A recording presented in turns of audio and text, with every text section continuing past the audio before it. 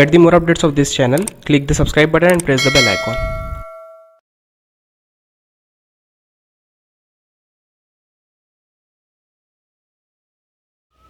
Hello everyone, welcome two aspirants पाठशाला और मैं हूं शिशिर मजूमदार। और आज के इस वीडियो में हम दो मुद्दों पे बात करेंगे। पहला मुद्दा जो होगा हमारा वो होगा इंजीनियरिंग मैकेनिक्स इस सब्जेक्ट का एनालिसिस, कि कौन से टॉपिक का कितना वेटेज आता है, कौन सा टॉपिक कितना इंपॉर्टेंट है, किस टॉपिक पे हमें ज्यादा ध्यान देना है।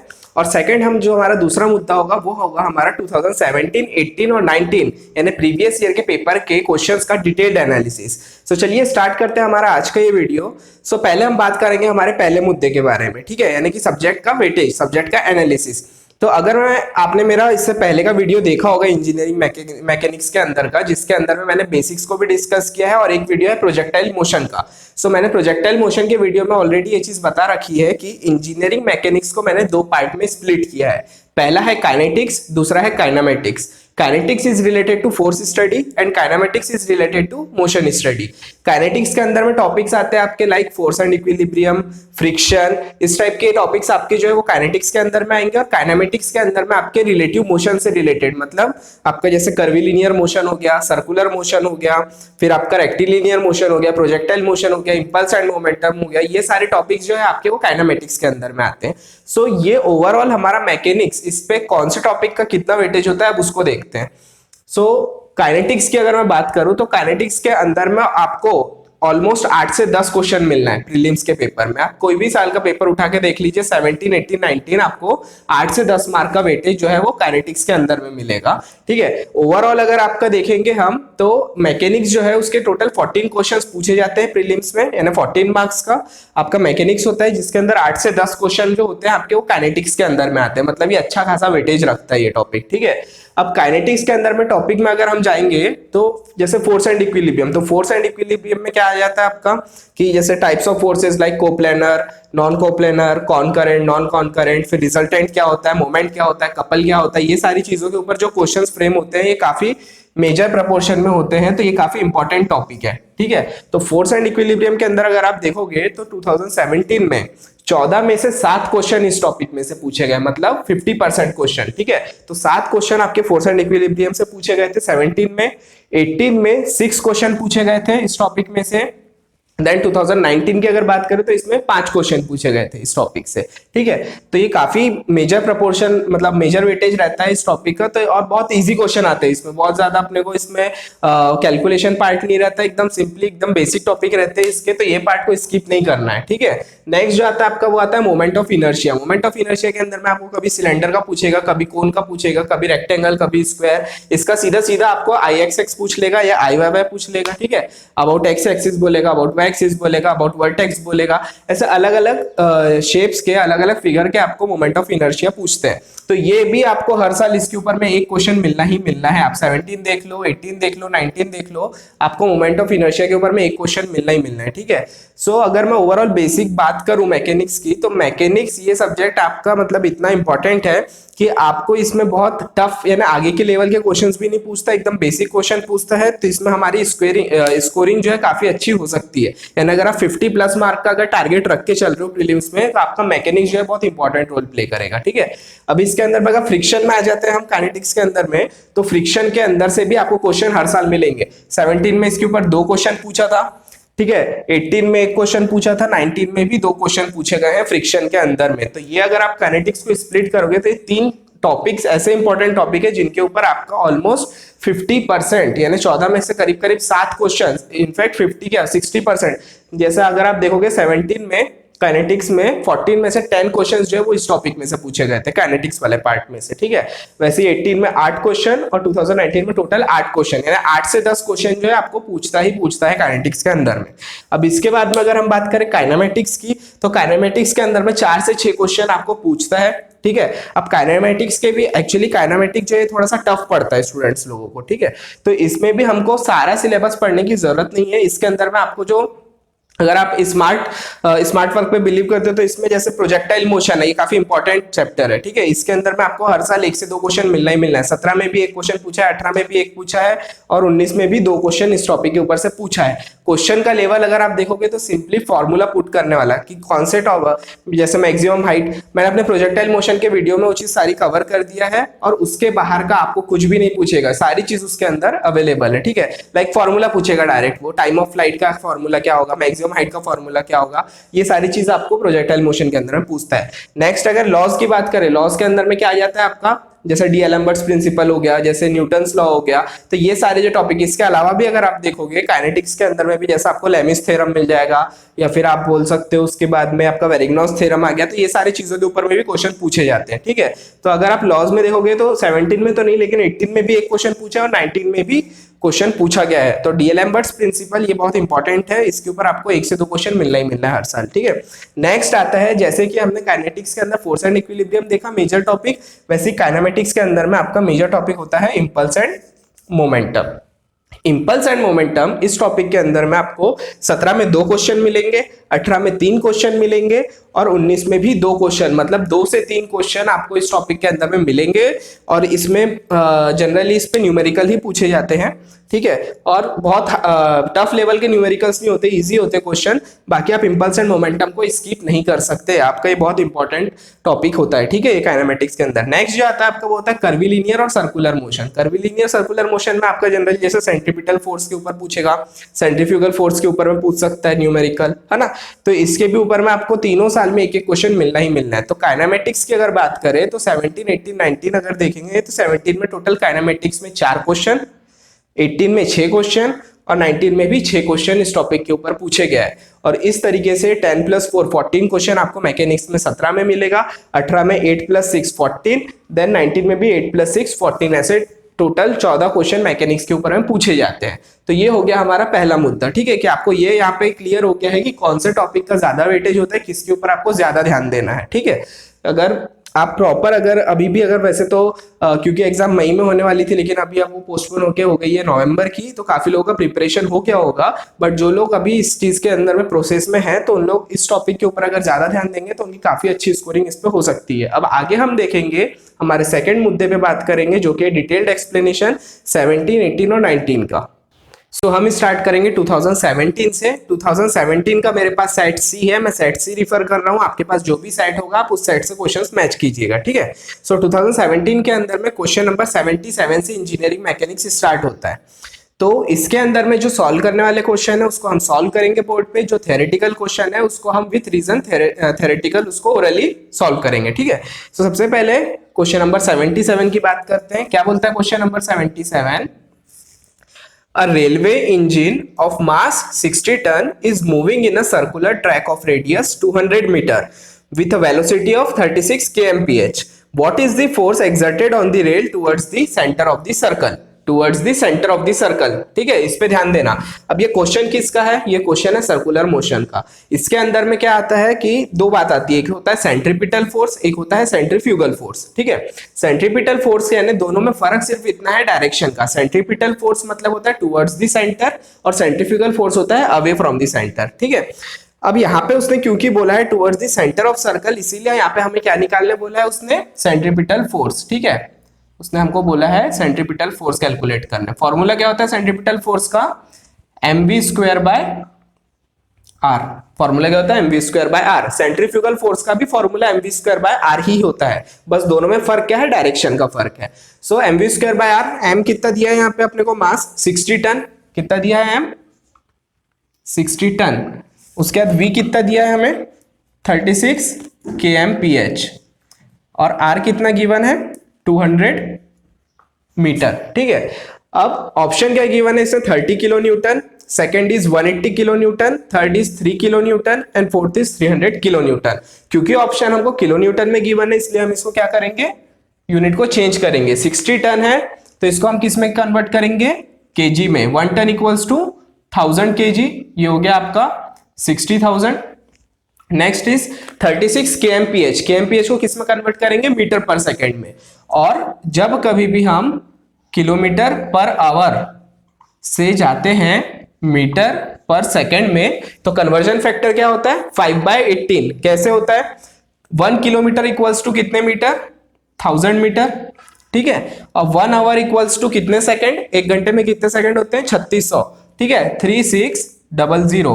तो 1000 अपॉन 3600 जब आप इसको सॉल्व करोगे तो आपका आंसर आएगा 5/18। इसका मतलब क्या है कि किलोमीटर पर आवर से जब हम मीटर पर सेकंड में जाएंगे तो हमें मल्टीप्लाई करना होता है 5/18 से, और जब मीटर पर सेकंड से हम किलोमीटर पर आवर में आएंगे तो हमें मल्टीप्लाई करना होता है 18/5 से। क्लियर है यहाँ तक के, ये कन्वर्जन याद रखोगे, आगे भी आपको काम आएंगे आगे के प्रॉब्लम्स में। सो यहाँ पे क्या हो जाएगा अपना 36 kmph है, तो ये हो गया 36 इंटू, क्योंकि kmph से हम जा रहे हैं मीटर पर सेकंड में, इसीलिए हम इसको मल्टीप्लाई करेंगे 5/18। सो 18 1 से 18, 18 2 से 36, 5 2 से 10 मीटर पर सेकंड। क्लियर है यहाँ तक के। नेक्स्ट क्या है, आपको आर दिया है 200 मीटर में, ऑलरेडी मीटर में, इसलिए इसको चेंज करने की जरूरत नहीं है। अब क्या करेंगे, सिंपली हम ये वैल्यू को पुट करेंगे। क्या हो जाएगा हमारा mv²/r है, यानी हो गया आपका 60,000, ठीक है। v कितना हो गया आपका 10, स्क्वायर है इसलिए 2 बार लिखेंगे। r कितना है आपका 200। सो 10 से 10 कैंसिल, इससे ये कैंसिल, ये 2, 60,000 है तो ये हो गया आपका 30,000। तो ये आंसर क्या है आपका 30,000 न्यूटन, ठीक है। लेकिन हमको ऑप्शन क्या गिवन है, किलो न्यूटन में। So 1 kilo newton equals to 1000 newton होता है, इसीलिए हो गया आपका answer 30 kilo newton. So option 1 is correct. Clear है यहाँ तक के, समझे वाला क्वेश्चन। अब करेंगे अपन नेक्स्ट क्वेश्चन सॉल्व।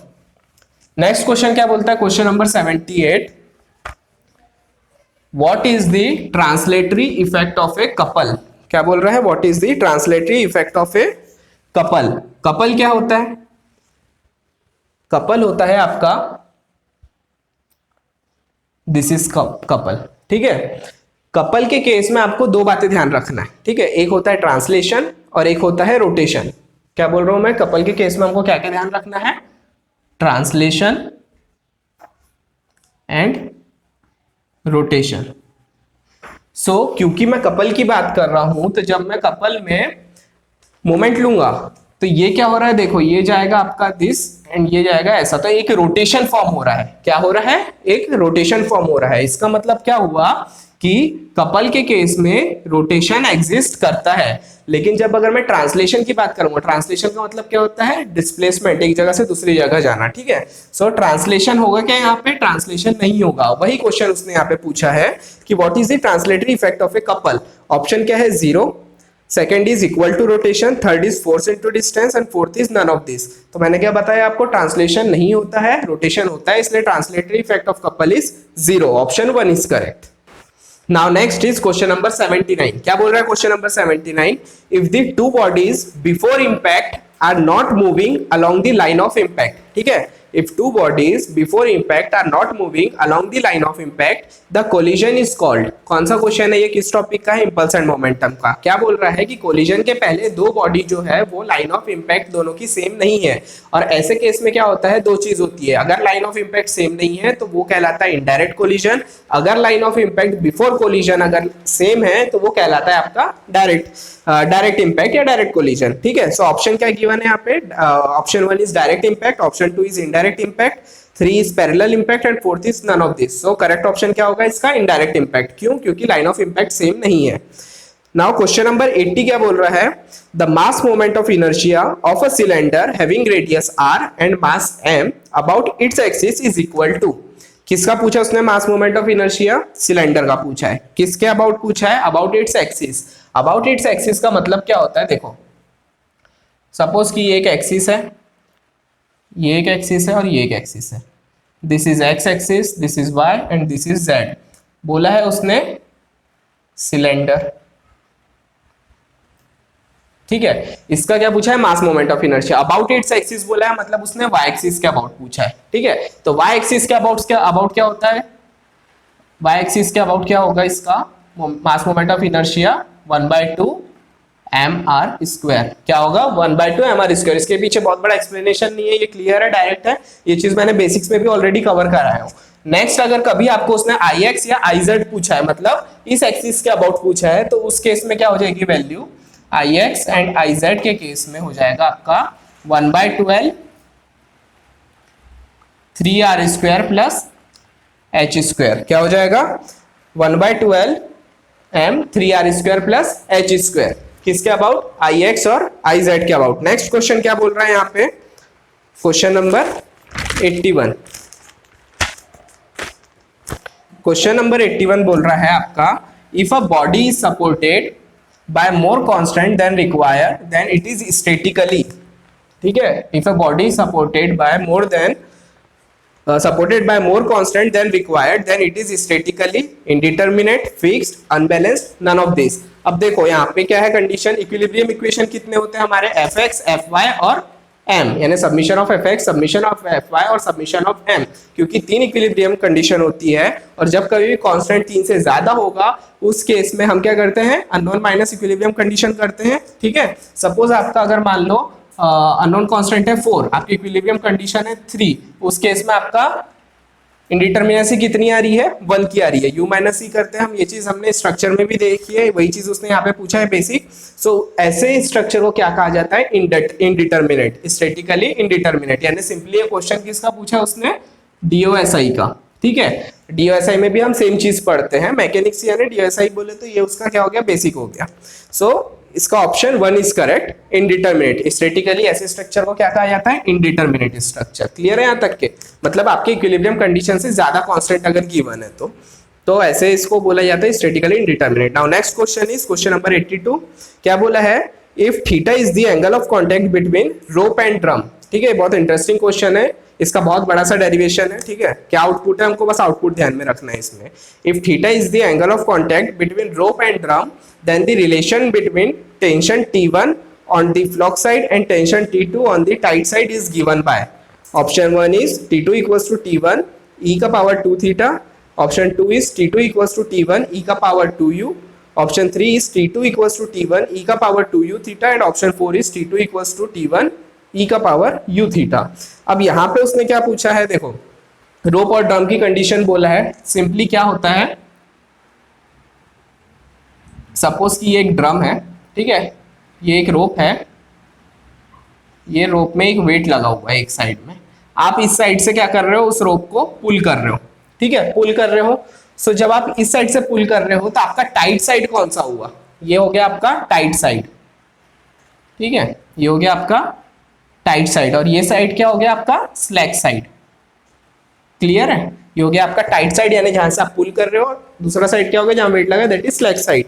अब उसने क्या बोला यहाँ पे, theta is the angle of contact between rope and drum, rope और ड्रम के बीच में जो एंगल बन रहा है उस एंगल को क्या कहते हैं, थीटा बताया इसने यहाँ पे। Then the relation between tension T1 on the slack side, यानी यहाँ पे क्या है, यहाँ पे जो टेंशन है that is T1 and tension T2 on the tight side, यहाँ पे जो टेंशन आ रहा है दैट इज T2। क्लियर है, यहाँ पे इनका रिलेशन क्या गिवन, मतलब इनका रिलेशन क्या होगा। सो ऑब्वियस सी बात है, इसका एक डेरिवेशन है, इसका आउटपुट सीधा सीधा आपका क्या आता है, T2 equals to T1 e का पावर u थीटा, ये आपको ध्यान में रखना है, ये डायरेक्ट डेरिवेशन का आउटपुट है। T2 equals to T1 e का पावर u थीटा, मतलब option 4 is correct, T2 equals to T1 e का पावर u थीटा।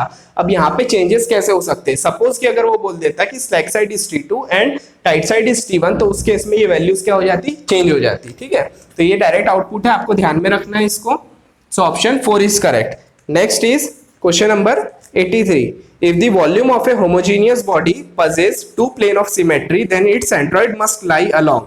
क्या बोला है इसने, if the volume of homogeneous body मतलब क्या हो गई, जस्ट लाइक आई सेक्शन होता है आपका, ठीक है, ये हो गया आपका आई सेक्शन, ये एक होमोजेनियस बॉडी है, क्यों, क्योंकि इसकी लाइन ऑफ सिमेट्री क्या हो गई, ये हो गई इसकी लाइन ऑफ सिमेट्री, यानी अगर मैं इसको ऐसे भी फोल्ड करूंगा तो वो दोनों साइड एक दूसरे को ओवरलैप करेंगे, अगर मैं ऊपर से नीचे भी करूंगा इस एक्सिस के अलोंग तो वो एक दूसरे को ओवरलैप करेंगे। तो ये हो गई उसकी लाइन ऑफ सिमेट्री। तो वही चीज उसने पूछा है कि if the volume of a homogeneous body possess two plane of symmetry, एक प्लेन हो गया इसका वाई प्लेन, एक प्लेन हो गया इसका एक्स प्लेन, ठीक है, then its centroid must lie along. तो इसका सेंट्रॉइड कहाँ होगा, ऑब्वियस है कि जहां पे दोनों प्लेन इंटरसेक्ट हो रहे हैं वो होगा उसका सेंट्रॉइड, ठीक है। तो वही चीज उसने यहाँ पे ऑप्शन में दिया है। पहला ऑप्शन क्या बोला है, any plane, second is both the plane, third is line of intersection of the two plane. ये जो दो प्लेन है इसका लाइन ऑफ इंटरसेक्शन जो है ये होगा उसका सेंट्रॉइड, ठीक है, and fourth is anywhere in the space. So option 3 is correct, यहाँ पे line of intersection of two plane. Next question is question number 84। क्या बोल रहा है question number 84? A small ball is shot vertically upward from the top of a building 25 meter above ground with initial velocity of 9.81 meter per second. Determine the maximum height the ball will reach. ठीक है, मतलब ये question किसका हो गया? सबसे पहली चीज ये क्वेश्चन हो गया प्रोजेक्टाइल मोशन का। अब मैंने प्रोजेक्टाइल मोशन का जो चैप्टर आप लोगों को मैंने अपना लास्ट वीडियो एक बनाया है मैकेनिक्स में प्रोजेक्टाइल मोशन का, उसमें ऑलरेडी मैंने ये क्वेश्चन कवर करा है, एक बार फिर से देख लेते हैं। सिंपल सा क्वेश्चन है। क्वेश्चन में क्या बोला है? A small ball is shot vertically upward from the top of a building. एक बिल्डिंग है जिसकी हाइट कितनी है? 25 मीटर। कहां से? ग्राउंड से। अब उस 25 मीटर के ऊपर में खड़े होकर एक बॉल को वर्टिकली अपवर्ड शॉट किए, ठीक है, एक बॉल को वर्टिकली अपवर्ड फेंके। तो डिटरमाइन करो maximum height the ball will reach. वो बॉल कितने ऊपर जाएगा उसकी मैक्सिमम हाइट को कैलकुलेट करना है। सिंपल सा है, मैक्सिमम हाइट का फॉर्मूला बस आपको यहाँ पे अप्लाई करना है। मैक्सिमम हाइट का फॉर्मूला क्या है? क्वेश्चन नंबर क्या है ये? 84। मैक्सिमम हाइट का फॉर्मूला क्या होता है? U square sine square alpha by 2g। क्या होता है?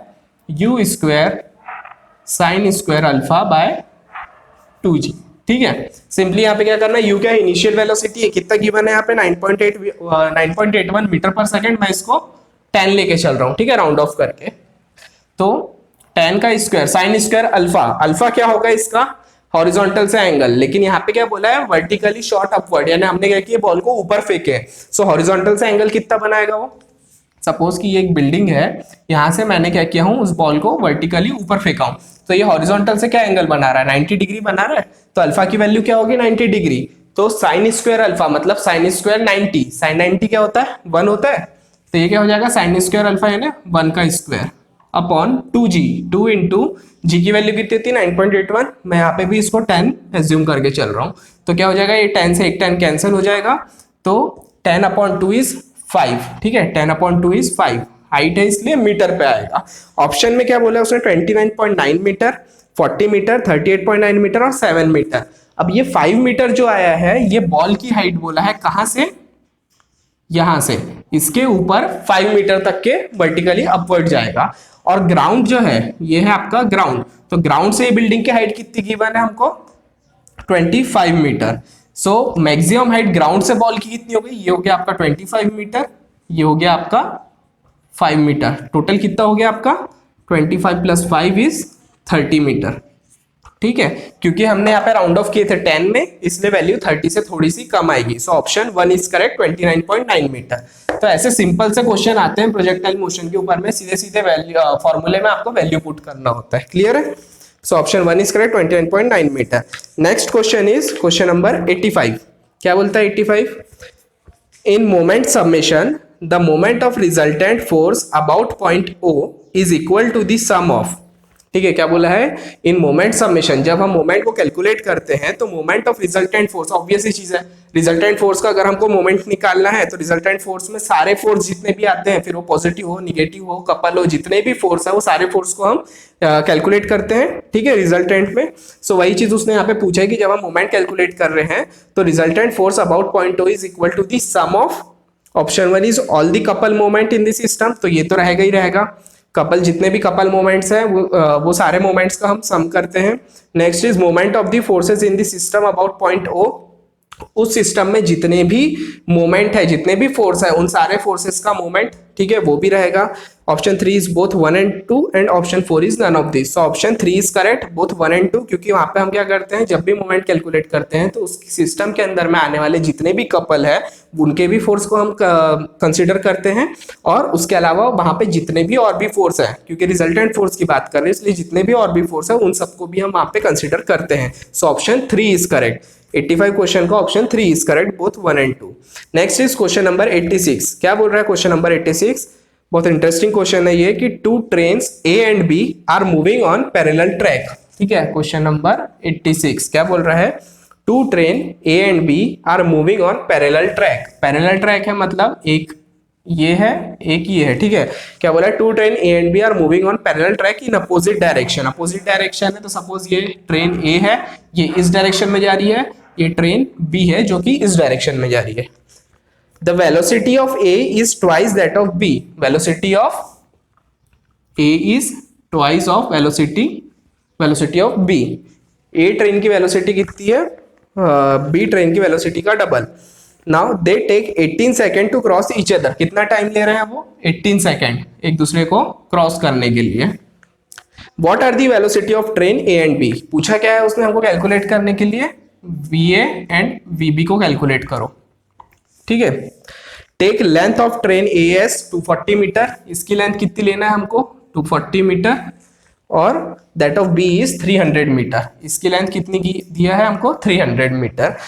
हमको पूछा है वेलोसिटी निकालने के लिए। सिंपल है, कोई बहुत ज्यादा इसमें रॉकेट साइंस नहीं है। क्या करेंगे हम? देखो, अब मेरे को बताओ, दो ट्रेन अगर एक दूसरे को क्रॉस कर रही है, ठीक है, दो ट्रेन है जो एक दूसरे को क्रॉस कर रही है, तो वो क्रॉस कब से करना चालू करेगी? एक ट्रेन ये है, एक ट्रेन ये है। जैसे ही वो ट्रेन एक दूसरे पे आएगी तो इसका फर्स्ट पॉइंट और इसका फर्स्ट पॉइंट, मतलब दोनों की हेडलाइट, जैसे ही एक दूसरे को यहां से वो क्रॉस करना चालू कर दी, ये क्रॉस कर रही है, कब तक करेगी? जब दोनों की टेल एक दूसरे को क्रॉस नहीं कर जाती। क्लियर है? यहां तक समझ में आ रही है बात? मतलब कि अगर एक ट्रेन यहां से लेके यहां तक है, ठीक है, सपोज ये ट्रेन ए है और यहां से ये ट्रेन बी आ रही है, तो वो ये ट्रेन बी है, तो यहां से वो इसको क्रॉस करना चालू की, ये ए है, ये बी है, ये ट्रेन इसको यहां से क्रॉस करना चालू की, कहां तक करेगी? करते करते करते करते जब वो इसको पूरा क्रॉस ना कर जाए। क्लियर है? यहां तक समझ में आ रहा है? सो इसका टोटल डिस्टेंस अगर मैं बात करूं कि वो टोटल डिस्टेंस कितना ट्रेवल कर रही है वो ट्रेन, ठीक है, अगर मैं बात करूं कि टोटल डिस्टेंस कितना ट्रेवल कर रही है, तो कितना करेगी? दोनों ट्रेन की जितनी लेंथ है उतना उसका टोटल डिस्टेंस होगा। समझ में आ रहा है? टोटल डिस्टेंस कितना होगा? दोनों की जितनी लेंथ है, कितनी है? 240 प्लस 300, 240 प्लस 300 कितना होता है? 540 मीटर। ये क्या हो गया? दोनों की लेंथ हो गई एंड टोटल डिस्टेंस जो उनको क्रॉस करना है। टाइम कितना गिवन है हमको? 18 सेकेंड। हम क्या कैलकुलेट करेंगे? पहले स्पीड करेंगे। क्या होता है speed? Equals to distance upon time. Distance कितना हो गया आपका? 540। टाइम कितना गिवन है? 18, ठीक है। टाइम कितना गिवन है यहाँ पे आपका? 18। सो 18 3 54, ये हो गया आपका 30, ठीक है, ये हो गया आपका 30। स्पीड है कितने में गिवन है? मीटर पर सेकंड में आ जाएगा। इसकी यूनिट क्या होगी? मीटर पर सेकंड। क्यों? क्योंकि ये 540 मीटर था, ठीक है। इनकी लेंथ किस में गिवन है? मीटर पे। तो यहाँ पे स्पीड क्या हो जाएगी इसकी? 30 मीटर पर सेकंड। लेकिन ये जो 30 मीटर पर सेकंड है, ये दोनों की स्पीड मिला करके है। दोनों की स्पीड मिला करके, मतलब VA प्लस VB दोनों की स्पीड मिला करके हो रहा है कितना अपना? 30, ठीक है, ये हो गई 30। बट कंडीशन क्या गिवन है हमको कि VA की स्पीड जो है वो डबल है VB की स्पीड से, यानी VA की speed is 2 times of VB। तो VA की जगह अगर मैं 2 टाइम्स ऑफ VB रखूंगा plus VB equals to 30, 2VB plus VB is 3VB, 3VB equals to 30। इसका मतलब क्या हुआ? VB equals to 30/3 is 3 times 30 हो गया, 10 मीटर पर सेकेंड VB हो गया। और VA कितना होगा? VB की जगह मैं क्या रखूंगा? VB की जगह मैं रखूंगा 10, सो 10 टू 20। VA कितना हो गया? 20 मीटर पर सेकेंड। हो रही है कंडीशन फुलफिल कि VA जो है वो 2 टाइम्स ऑफ VB है। VA कितना? 20 मीटर पर सेकेंड। VB कितनी आ रही है? 2 times of 20, 2 times of 10 is 20। सो ये हो गया हमारा VA और VB की वैल्यू। बट ये किस में गिवन है? मीटर पर सेकेंड में। हमको किस में कैलकुलेट करने बोला है उसने? ऑप्शन का में गिवन है 72 kmph, 36 kmph। kmph में है, वही चीज आएगी जो मैंने आपको बताया कि मीटर पर सेकेंड से जब हम kmph में जाते हैं तो कितने से मल्टीप्लाई करना होगा? बताया था 18/5 से। जब भी बताया ना मैंने कि मीटर पर सेकेंड से kmph में अगर जा रहे हैं तो आपको मल्टीप्लाई करना पड़ेगा 18/5 से, ठीक है। सो 18/5 से आप इसको मल्टीप्लाई करोगे तो आपका VA की वैल्यू कितनी आ जाएगी? VA इक्वल्स टू 20 इंटू 18/5, ठीक है। और VB कितना आ जाएगा आपका? 10 इंटू 18/5। क्लियर है यहाँ पे? सो ये हो जाएगा आपका 36। VB कितना हो जाएगा आपका? 36 kmph। और VA कितना हो जाएगा आपका? 72 kmph, ठीक है। VB कितना हो जाएगा आपका? 36 kmph। VA हो जाएगा आपका 72 kmph। सो ऑप्शन क्या क्या गिवन है? VA की वैल्यू 72 kmph, पहले ही ऑप्शन दिया हुआ है हमको। VA की वैल्यू कितनी गिवन है हमारी? 72 kmph। और VB की वैल्यू कितनी गिवन है? 36 kmph। So option 1 is correct, ठीक है। तो ये बहुत ऐसा टफ क्वेश्चन नहीं रहता, एकदम बेसिक। हमने यहाँ पे क्या किया? स्पीड का फॉर्मूला लगाया, सिर्फ speed equals to distance upon time, और वहां से हमने कैलकुलेट कर दिया है जो गिवन कंडीशन है उस पर वैल्यू पुट करके। सो ऐसे इजी इजी क्वेश्चन ही आते हैं प्रीलिम्स में, ऐसे कोई टफ क्वेश्चन नहीं आते। Next is question number 87। क्या बोल रहा है question number 87? Experiments with sliding block indicate that the magnitude of kinetic friction force is blank to the magnitude of resultant normal force। Question किसका है? फ्रिक्शन का है। क्या बोल रहा है? Experiment with sliding block indicate that the magnitude of kinetic friction force is blank to the magnitude of resultant normal force। अब मेरे को एक बात बताओ, फ्रिक्शन का फॉर्मूला क्या बोलता है? फ्रिक्शन का फॉर्मूला बोलता है F equals to mu into N बोलता है। ये म्यू क्या होता है? कोएफिशिएंट ऑफ फ्रिक्शन होता है। ये आया कहां से है? ये F is directly proportional to N होता है, और ये इसीलिए इक्वल टू के केस में क्या होता है? F equals to mu into N होता है। इनिशियली क्या होता है? Force is directly proportional to normal reaction होता है। उसके बाद में म्यू क्या होता है? हम वहां पे कोएफिशिएंट एक डालते हैं, ठीक है, इक्वेट करने के लिए। So F equals to mu into N हो जाता है। आपका म्यू क्या कहलाता है वहां पे? Coefficient of friction.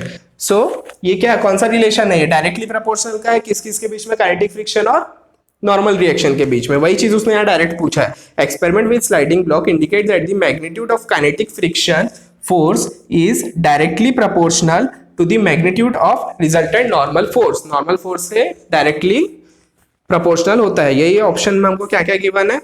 First option is directly proportional, second is inversely proportional, third is equal and fourth is none of the above, none of this. ठीक है, सो ऑप्शन 1 इज करेक्ट क्योंकि ये डायरेक्टली प्रोपोर्शनल होता है। Clear है यहाँ तक के? सो क्वेश्चन नंबर 87 का option 1 is correct.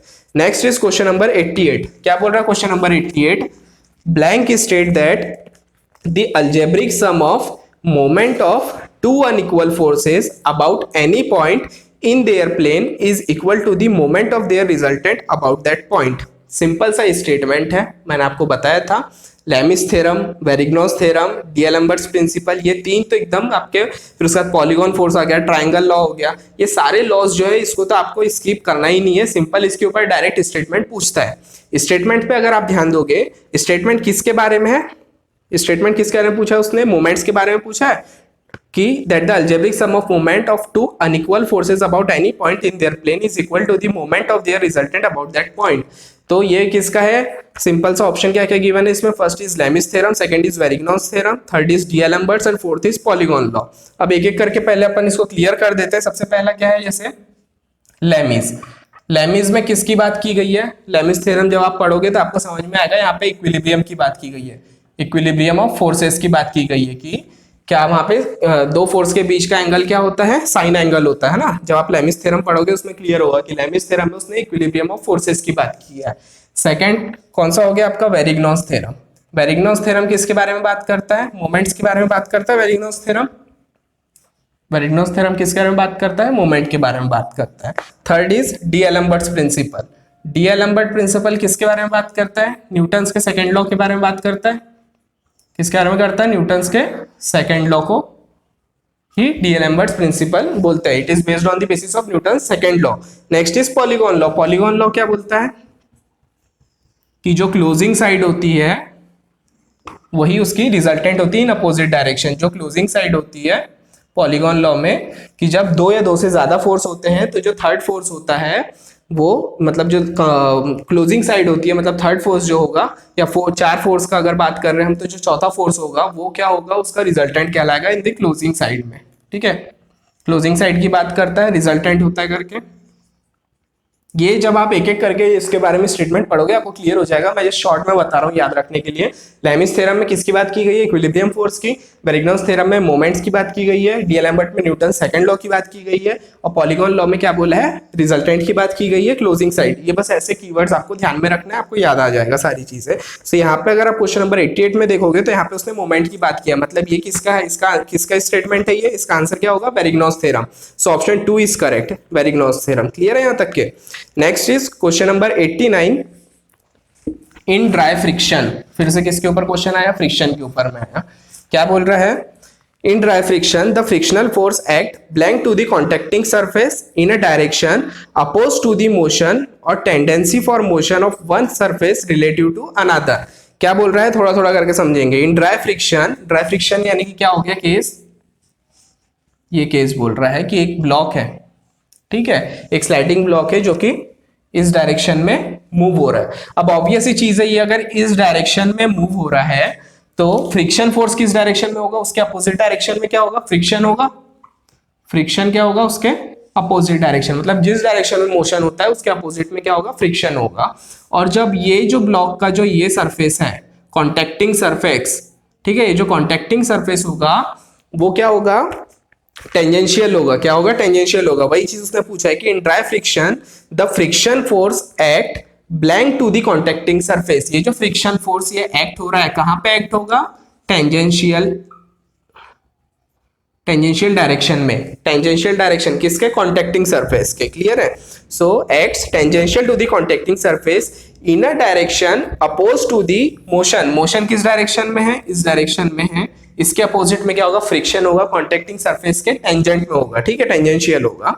For and और tendency for motion of one surface relative to another. So option क्या क्या गिवन है, tangent, option 2 is normal, option 3 is tangent and normal, and option 4 is none of this. So option 1 is correct, that is tangential. ये हमेशा याद रखना कि friction का होगा, मोशन के अपोजिट डायरेक्शन में होगा, और जो कॉन्टेक्टिंग सरफेस होगा उसका टेंजेंशियल होगा। ठीक है। नेक्स्ट क्वेश्चन नंबर 90 क्या बोलता है, क्वेश्चन नंबर 90 बोलता है kinetic energy during collision is loss due to. देखो, जब भी कोई दो बॉडी कोलाइड करती है, जब भी दो बॉडी का कोलिजन होता है तो वहां पे क्या होता है, एनर्जी लॉस होती है। ठीक है। जो एनर्जी लॉस होती है वो कौन सी होगी, अब ऑब्वियस सी चीज है, दो बॉडी टकराएगी तो वहां पे आवाज आएगी। ठीक है, साउंड एनर्जी रहेगी, वहां पे वाइब्रेशन आएगा, वाइब्रेशन एनर्जी रहेगी, वहां पे हीट जनरेट होगी दो बॉडी के बीच में। ठीक है, एनर्जी ट्रांसफर होगा तो हीट जनरेट होगी। तो ये तीनों सारी चीजें होती है। तो kinetic energy during collision is lost due to heat generation होता है, साउंड जनरेशन भी होता है, वाइब्रेशन ऑफ कोलाइडिंग बॉडी भी होती है। और ऑप्शन 4 क्या गिवन है, all of the above. So option 4 is correct, all of the above. तो ये कुछ 14 क्वेश्चन थे जो 2017 से पूछे गए। अब हम देखेंगे 2018 के क्वेश्चंस। नेक्स्ट हम सॉल्व करेंगे 2018 का पेपर। मेरे पास है सेट सी। ठीक है, सेट सी में क्वेश्चन नंबर 77 से स्टार्ट हुआ है मैकेनिक्स। तो क्या बोलता है मैकेनिक्स का 77 क्वेश्चन कि when a body is in equilibrium under the action of 3 forces then each force is proportional to the blank angle between the other 2 forces. अगर आप क्वेश्चन पे ध्यान दोगे तो ये क्वेश्चन किसका है, आपका लेमिस थ्योरम के ऊपर में। क्या बोलता है लेमिस थ्योरम कि सपोज एक फोर्स है P, एक है Q, एक है R। ठीक है, suppose P, Q, R 3 forces है। ये एंगल है suppose alpha, this is beta and this is gamma. तो क्या बोलता है आपका लेमिस थ्योरम कि P फोर्स अगर मुझे कैलकुलेट करना है तो साइन ऑफ जिस फोर्स की बात कर रहा हूं उसको छोड़ के जो 2 फोर्स बचते हैं उनके बीच का एंगल का साइन। ठीक है, जैसे P फोर्स मुझे कैलकुलेट करना है तो P अपॉन Q और R फोर्स के बीच का साइन एंगल यानी साइन बीटा। सिमिलरली ये किसके बराबर होगा, Q फोर्स। तो ये Q फोर्स की बात हो रही है तो P और R के बीच का sign angle that is sine alpha. जब मैं R की बात करूंगा तो क्योंकि ये R फोर्स की बात कर रहा हूं तो R को छोड़ के P और Q फोर्स दोनों के बीच का sign angle that is sign gamma. तो हम क्या ले रहे हैं यहाँ पे, साइन एंगल ले रहे हैं। वही चीज उसने यहाँ पे क्वेश्चन में पूछा है कि when body is in equilibrium. ये 3 फोर्स जो है, तीनों फोर्स क्या है, इक्विलिब्रियम कंडीशन में। ठीक है, बॉडी क्या है, इक्विलिब्रियम कंडीशन में है। Under the action of 3 forces the blank angle, कौन सा एंगल है यहाँ पे, देखो साइन ले रहे हैं अपन, तो the sign angle between the other 2 forces. Statement है सिंपल सा लेमिस का। ठीक है, इस पे ज्यादा एक्सप्लेनेशन की जरूरत है नहीं। तो क्या होता है ये, इसका ऑप्शन क्या क्या गिवन है, option 1 is cos, option 2 is sine, option 3 is tan and option 4 is cot. So option 2 is correct, that is sine angle. ठीक है। Now next is question number 78। क्या बोल रहा है question number 78, if u and v are the initial and final velocity of a body having an indirect impact on a fixed plane and alpha and theta are the angle with line of impact made by initial and final velocity, and if e is the coefficient of restitution then Newton's law of collision which hold good for this impact is। Question किसके ऊपर है, impulse and momentum के ऊपर। क्या चीज बोला है उसने कैलकुलेट करने के लिए, न्यूटन्स लॉ ऑफ कोलिजन का रिलेशन पूछा है उसने। कंडीशन क्या बोला है उसने कि सपोज एक बॉडी है, ठीक है, और ये एक फिक्स प्लेन है जिसको मैं बोल के चल रहा हूं दूसरी बॉडी की। मैंने एक बॉल लिया, एक एग्जांपल है कि मैंने बॉल लिया और वॉल पे फेंका। ठीक है, तो जब मैं इस बॉल को इस वॉल पे फेंक रहा हूं तो ये उसका इनडायरेक्ट इंपैक्ट होगा। यहां टकरा के इनडायरेक्ट इंपैक्ट बोला है तो वो कुछ ऐसा आएगा। क्लियर है, ये क्या हो गया, हॉरिजॉन्टल हो गया। उसने क्या बोला है, if u and v are the initial and final velocity, तो जब मैं उसको थ्रो करूंगा तो उसकी इनिशियल वेलोसिटी हो जाएगी u1, ठीक है, फाइनल वेलोसिटी u1 हो गई उसकी इनिशियल वेलोसिटी, वॉल पे जाके वो टकराएगा। तो ये सपोज मैं बोल रहा हूं कि सेकंड बॉडी मैं किसको मान के चल रहा हूं, जिसपे वो टकरा रहा है, ठीक है, दैट इज ये हो गया आपका m2, ये क्या हो गया आपका m1, m1 इज दी पहली बॉडी, m2 पे जाके टकरा रही है वो, तो ये हो गया इसकी u1 is the initial velocity, इसकी इनिशियल वेलोसिटी इज u2, वापस जब टकरा के आएगा this is v1 that is final velocity and this is v2, ठीक है, final velocity of fixed plane यानी बॉल। अब क्योंकि वो फिक्स्ड प्लेन है, मूवमेंट होगा नहीं, मूवमेंट नहीं होगा तो उसकी यानी u2, ठीक है, u2 क्या हो जाएगा उसका 0 हो जाएगा। सिमिलरली v2 भी क्या हो जाएगा उसका 0 हो जाएगा क्योंकि वो फिक्स है प्लेन। क्लियर है यहाँ पे, क्योंकि वो प्लेन फिक्स है, वो बॉल है, वो मूव नहीं हो सकता, इसलिए उसकी इनिशियल वेलोसिटी और फाइनल वेलोसिटी 0 हो जाएगी। क्या बोला है उसने condition, if u and v are the initial and final velocity of a body having an indirect impact on a fixed plane and alpha and theta are the angle with line of impact made by initial and final velocity। मतलब initial के साथ कौन सा angle बन रहा है, this is alpha, line of impact के along क्या बन रहा है अल्फा, और ये क्या बन रहा है थीटा, ठीक है, अल्फा और थीटा। अब हमको क्या बताना है रिलेशन, रिलेशन किसका पूछा है उसने, कोएफिशिएंट ऑफ रेस्टिट्यूशन क्या बोला है ई। कोएफिशिएंट ऑफ रेस्टिट्यूशन का फॉर्मूला क्या होता है, velocity of separation upon velocity of approach. तो फॉर्मूला क्या बोलता है कोएफिशिएंट ऑफ रेस्टिट्यूशन का, v2 minus v1 upon u1 minus u2, ठीक है, v2 minus v1 upon u1 minus u2, ये क्या हो गया आपका कोएफिशिएंट ऑफ रेस्टिट्यूशन। अब क्योंकि मैंने आपको बताया u2 की वैल्यू 0 है और v2 की वैल्यू भी 0 है, अब जब मेरे को u1 की जरूरत पड़ रही है तो u1 क्या हो जाएगा इस डायग्राम के हिसाब से, अगर आप देखोगे u1 क्या हो जाएगा, u1 क्या कर रहा है एंगल बना रहा है हॉरिजॉन्टल के साथ अल्फा, इसीलिए ये हो जाएगा आपका u cos अल्फा, क्या हो जाएगा u cos अल्फा। डायरेक्शन क्या है इसका, इस डायरेक्शन में जा रहा है, इनडायरेक्ट इंपैक्ट है, इसीलिए u1 क्या हो जाएगा इसका u cos अल्फा।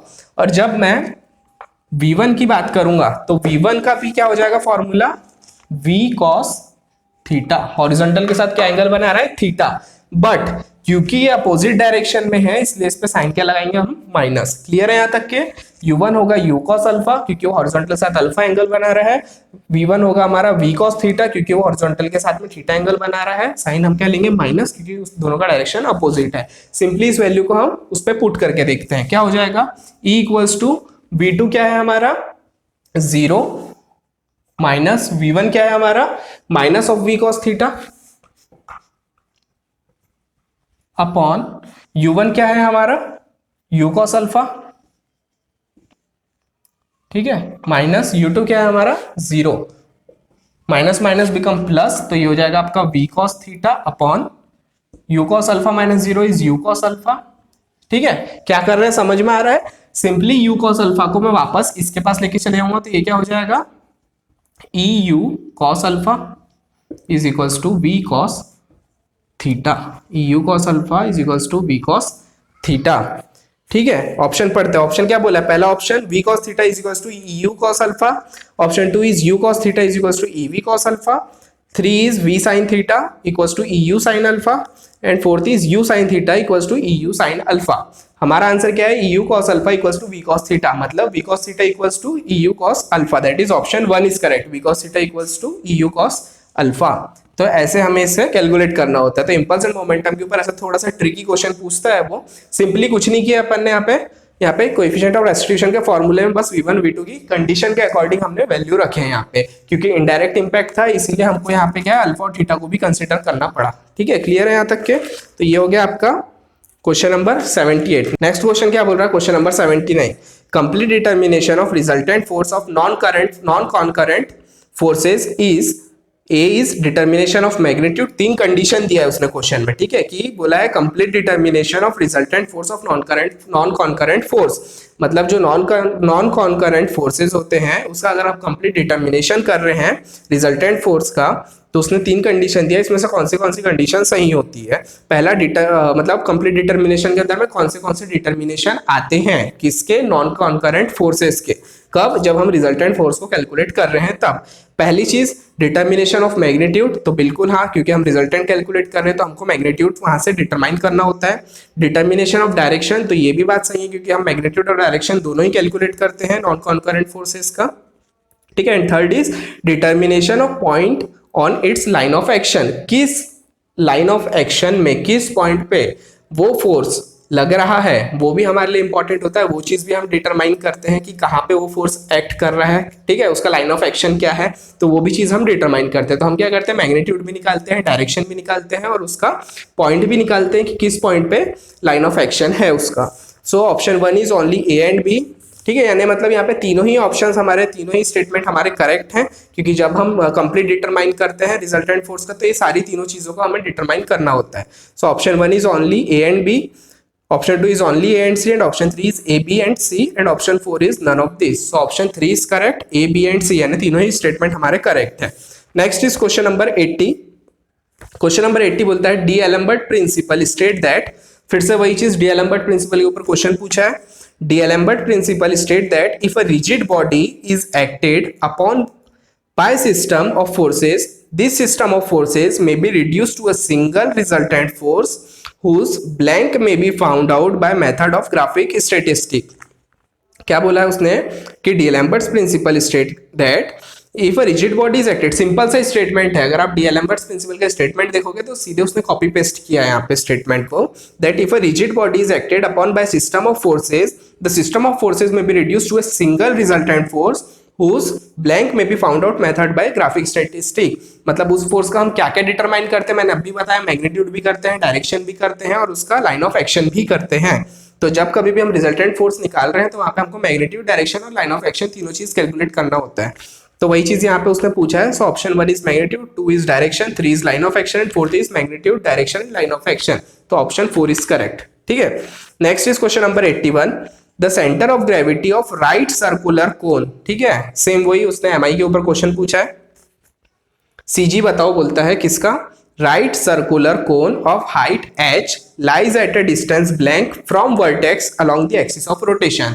अब आपको यहाँ पे जब कभी भी एमआई का क्वेश्चन आता है तो उसके अंदर एक पॉइंट आपको ध्यान में रखना है कि वो किस एक्सिस के अबाउट सवाल कर रहा है, ठीक है। सबसे पहली चीज किसकी कर रहा है, तो राइट सर्कुलर कोन। अब राइट सर्कुलर कोन का भी height lies at a distance blank from vertex, उसने क्या बोला है, देखो राइट सर्कुलर कोन मतलब क्या हो गया आपका, ये हो गया राइट सर्कुलर कोन, ठीक है, ये कहलाता है उसका वर्टेक्स। हाइट पूछा है उसने, ठीक है, उसने हमसे क्या पूछा है, हाइट पूछा है। ये हो गया उसका बेस, ठीक है, ये हो गया उसका बेस, वो हो गया उसका वर्टेक्स। तो उसने हाइट कहां से पूछा है, उसने हाइट पूछा है हमको वर्टेक्स से, ठीक है। Height h lies at a distance blank from the vertex along the axis of rotation, ये क्या है उसकी एक्सिस ऑफ रोटेशन। तो क्या होगा, ऑप्शन क्या बोला है, h/4, 3h/4, h/3, 2h/3। क्योंकि उसने वर्टेक्स से पूछा है इसलिए वर्टेक्स से कितना होता है डिस्टेंस, 3h/4, कहां से, वर्टेक्स से। और जब कभी भी उसने अगर सवाल किया है हमसे बेस से रिलेटेड, तो जब वर्टेक्स से 3h/4 हो रहा है तो बेस से कितना होगा, h/4। याद रखोगे कि सेंटर ऑफ ग्रेविटी कहाँ लाई करती है, सेंटर ऑफ ग्रेविटी लाई करती है जब कभी भी बेस से पूछ रहा है राइट सर्कुलर कोन का तो h/4 पे, और वर्टेक्स से पूछ रहा है तो 3h/4 पे। यहाँ पे उसने वर्टेक्स से पूछा है इसलिए हमारा करेक्ट ऑप्शन क्या होगा, 3h/4, that is option 2 is correct. Clear है यहाँ तक के। Next is question number 82, in order to study the dynamic response of a body it is important to locate the bodies, ठीक है, सेंट्रॉइड के ऊपर में ही ये सवाल।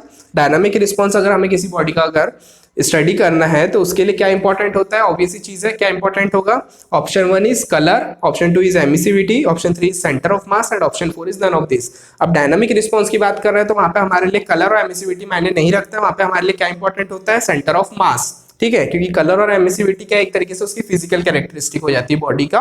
तो फिजिकल कैरेक्टरिस्टिक को देख के हम उसका डायनामिक रिस्पॉन्स नहीं बता सकते, हमको क्या पता रहना चाहिए, सेंटर ऑफ मास की कहां पे उसका मास कॉन्सेंट्रेटेड है। क्लियर है यहाँ तक। So option 3 is correct, centre of mass. Next is question number 83, the component of the resultant linear impulse along any direction is equal to, क्या बोला है उसने, द कंपोनेंट ऑफ किसका, रिजल्टेंट लीनियर इंपल्स। सबसे पहली चीज की लीनियर इंपल्स क्या होता है, linear impulse is equals to force, formula क्या होता है, फोर्स इंटू टाइम, ठीक है, क्या बोला है, force into time. The component of resultant linear impulse along any direction is equal to, option one is 0, तो जीरो तो होता नहीं है। Option 2 is change in the component of momentum in that direction, and option 3 is change in component of momentum in opposite direction, and fourth is none. तो ये क्या हो रहा है, लीनियर इंपल्स के ऊपर में सवाल है, आपको पूछ रहा है उसका कंपोनेंट जो होता है रिजल्टेंट लीनियर इंपल्स का, वो किस डायरेक्शन के बराबर होता है, अलोंग किसी भी डायरेक्शन में किसके बराबर होता है। तो it is equal to change in the component of momentum in that direction, जिस डायरेक्शन की बात हो रही है, उसने क्या बोला, किसी भी डायरेक्शन में। सपोज अगर एक्स डायरेक्शन की बात हो रही है तो एक्स डायरेक्शन के along he change in momentum, अगर वाई की बात हो रही है तो वाई डायरेक्शन के along he change in momentum, Z की बात हो रही है तो जेड डायरेक्शन के along he change in momentum, मतलब जिस डायरेक्शन की बात हो रही है उसी डायरेक्शन में चेंज इन मोमेंटम। क्लियर है। सो ऑप्शन 1 क्या था, जीरो था। ऑप्शन 2 क्या था, change in momentum, change in the component of momentum in that direction. 3 is change in component of momentum in opposite direction. 4th is none. So option 2 is correct, change in the component of momentum in that direction. Next question is question number 84। In technique use to reduce a coplanar, condition क्या बोला है, देखो coplanar, coplanar का मतलब क्या होता है, एक ही प्लेन में, सपोज ये कोई प्लेन है, इसी प्लेन में आने वाले फोर्सेस, ठीक है। So the technique use to reduce a coplanar और पैरेलल फोर्स, ठीक है, कोप्लेनर और parallel force system to a single resultant force, ठीक है। कोप्लेनर और पैरेलल फोर्स सिस्टम को जब हम सिंगल रिजल्टेंट फोर्स में कन्वर्ट कर रहे हैं, रिड्यूस कर रहे हैं, तो the resultant force is equal to, resultant force किसके बराबर होगा, option 1 is sum of all forces in the system, option 2 is sum of all positive forces in the system, third is sum of all negative forces in the system, and fourth is none of this. तो मेरे according क्या होगा, option 1 is correct, that is sum of all forces in the system.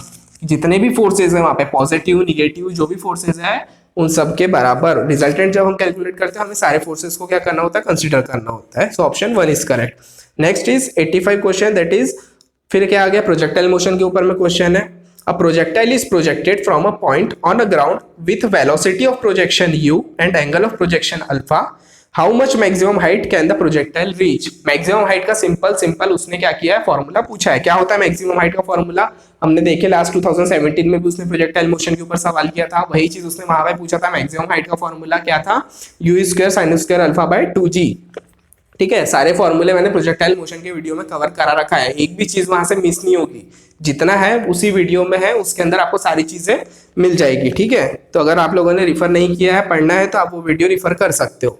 Option 1 क्या है, h equals to u sine alpha by 2g, option 2 is u square sine square alpha by 2g, option 3 is u square sine alpha by 2g, and fourth is u sine square alpha by 2g। So option 2 is correct, u square sine square alpha by 2g। उस video में मैंने सारी चीज बताया आपको, RTM पूरे tricks के साथ बताया कि फॉर्मूले को याद कैसे रखना है, ठीक है। तो यहाँ पे डायरेक्ट फॉर्मूला पूछा था उसने। Next is question number 86। A concurrent force system is one in which the line of action of all the forces intersect at a common point O, then the force system produces। concurrent force क्या होता है कि एक point के along ही सारे force आते हैं। Suppose ये एक फोर्स है, ये एक फोर्स है, ये एक फोर्स है, ये एक फोर्स है, तो ये जितने भी फोर्स है सब एक ही पॉइंट के अलॉन्ग कॉन्सेंट्रेटेड है। ऐसे फोर्सेस को क्या बोलते हैं, ऐसे सिस्टम को क्या बोलते हैं, कॉन्करेंट फोर्स सिस्टम। तो क्या बोल रहा है कॉन्करेंट फोर्स सिस्टम के केस में कि अगर वो सारे फोर्स जब है इस पॉइंट में, दैट इज ओ पॉइंट में, वो क्या कर रहे हैं, इंटरसेक्ट हो रहे हैं, then the force system produce. तो ऐसा फोर्स सिस्टम क्या प्रोड्यूस करेगा, तो सिंपल सी बात है, कॉन्करेंट फोर्स सिस्टम बोला है तो यहाँ पे क्या होगा, मोमेंट आप इस पॉइंट के अलॉन्ग लोगे तो कोई मोमेंट निकलेगा ही नहीं, जीरो मोमेंट होगा। वही चीज उसने ऑप्शन में दे रखा है। फर्स्ट ऑप्शन क्या बोला, no moment about this point, इस पॉइंट के अलॉन्ग तो कोई मोमेंट होगा नहीं, सिंपल सी चीज है। ऑप्शन 1 तो करेक्ट है। आगे पढ़ते हैं। मोमेंट अबाउट दिस पॉइंट, इस पॉइंट के अलॉन्ग मोमेंट होगा क्या, नहीं होगा। कैसे होगा, आप किसी भी फोर्स को लो, इस फोर्स को भी लोगे, उसी पॉइंट में से वो फोर्स जो है वो पास हो रहा है, ये इसी पॉइंट में से सारे फोर्स पास हो रहे हैं, तो आप कैसे उसका मोमेंट निकाल पाओगे, है ना, पॉसिबल ही नहीं है। सो इस पॉइंट के अलॉन्ग क्या होगा, मोमेंट जीरो होगा, मोमेंट कैलकुलेट नहीं कर पाएंगे इस पॉइंट के अलॉन्ग, क्योंकि वो क्या है, कॉन्करेंट फोर्स है।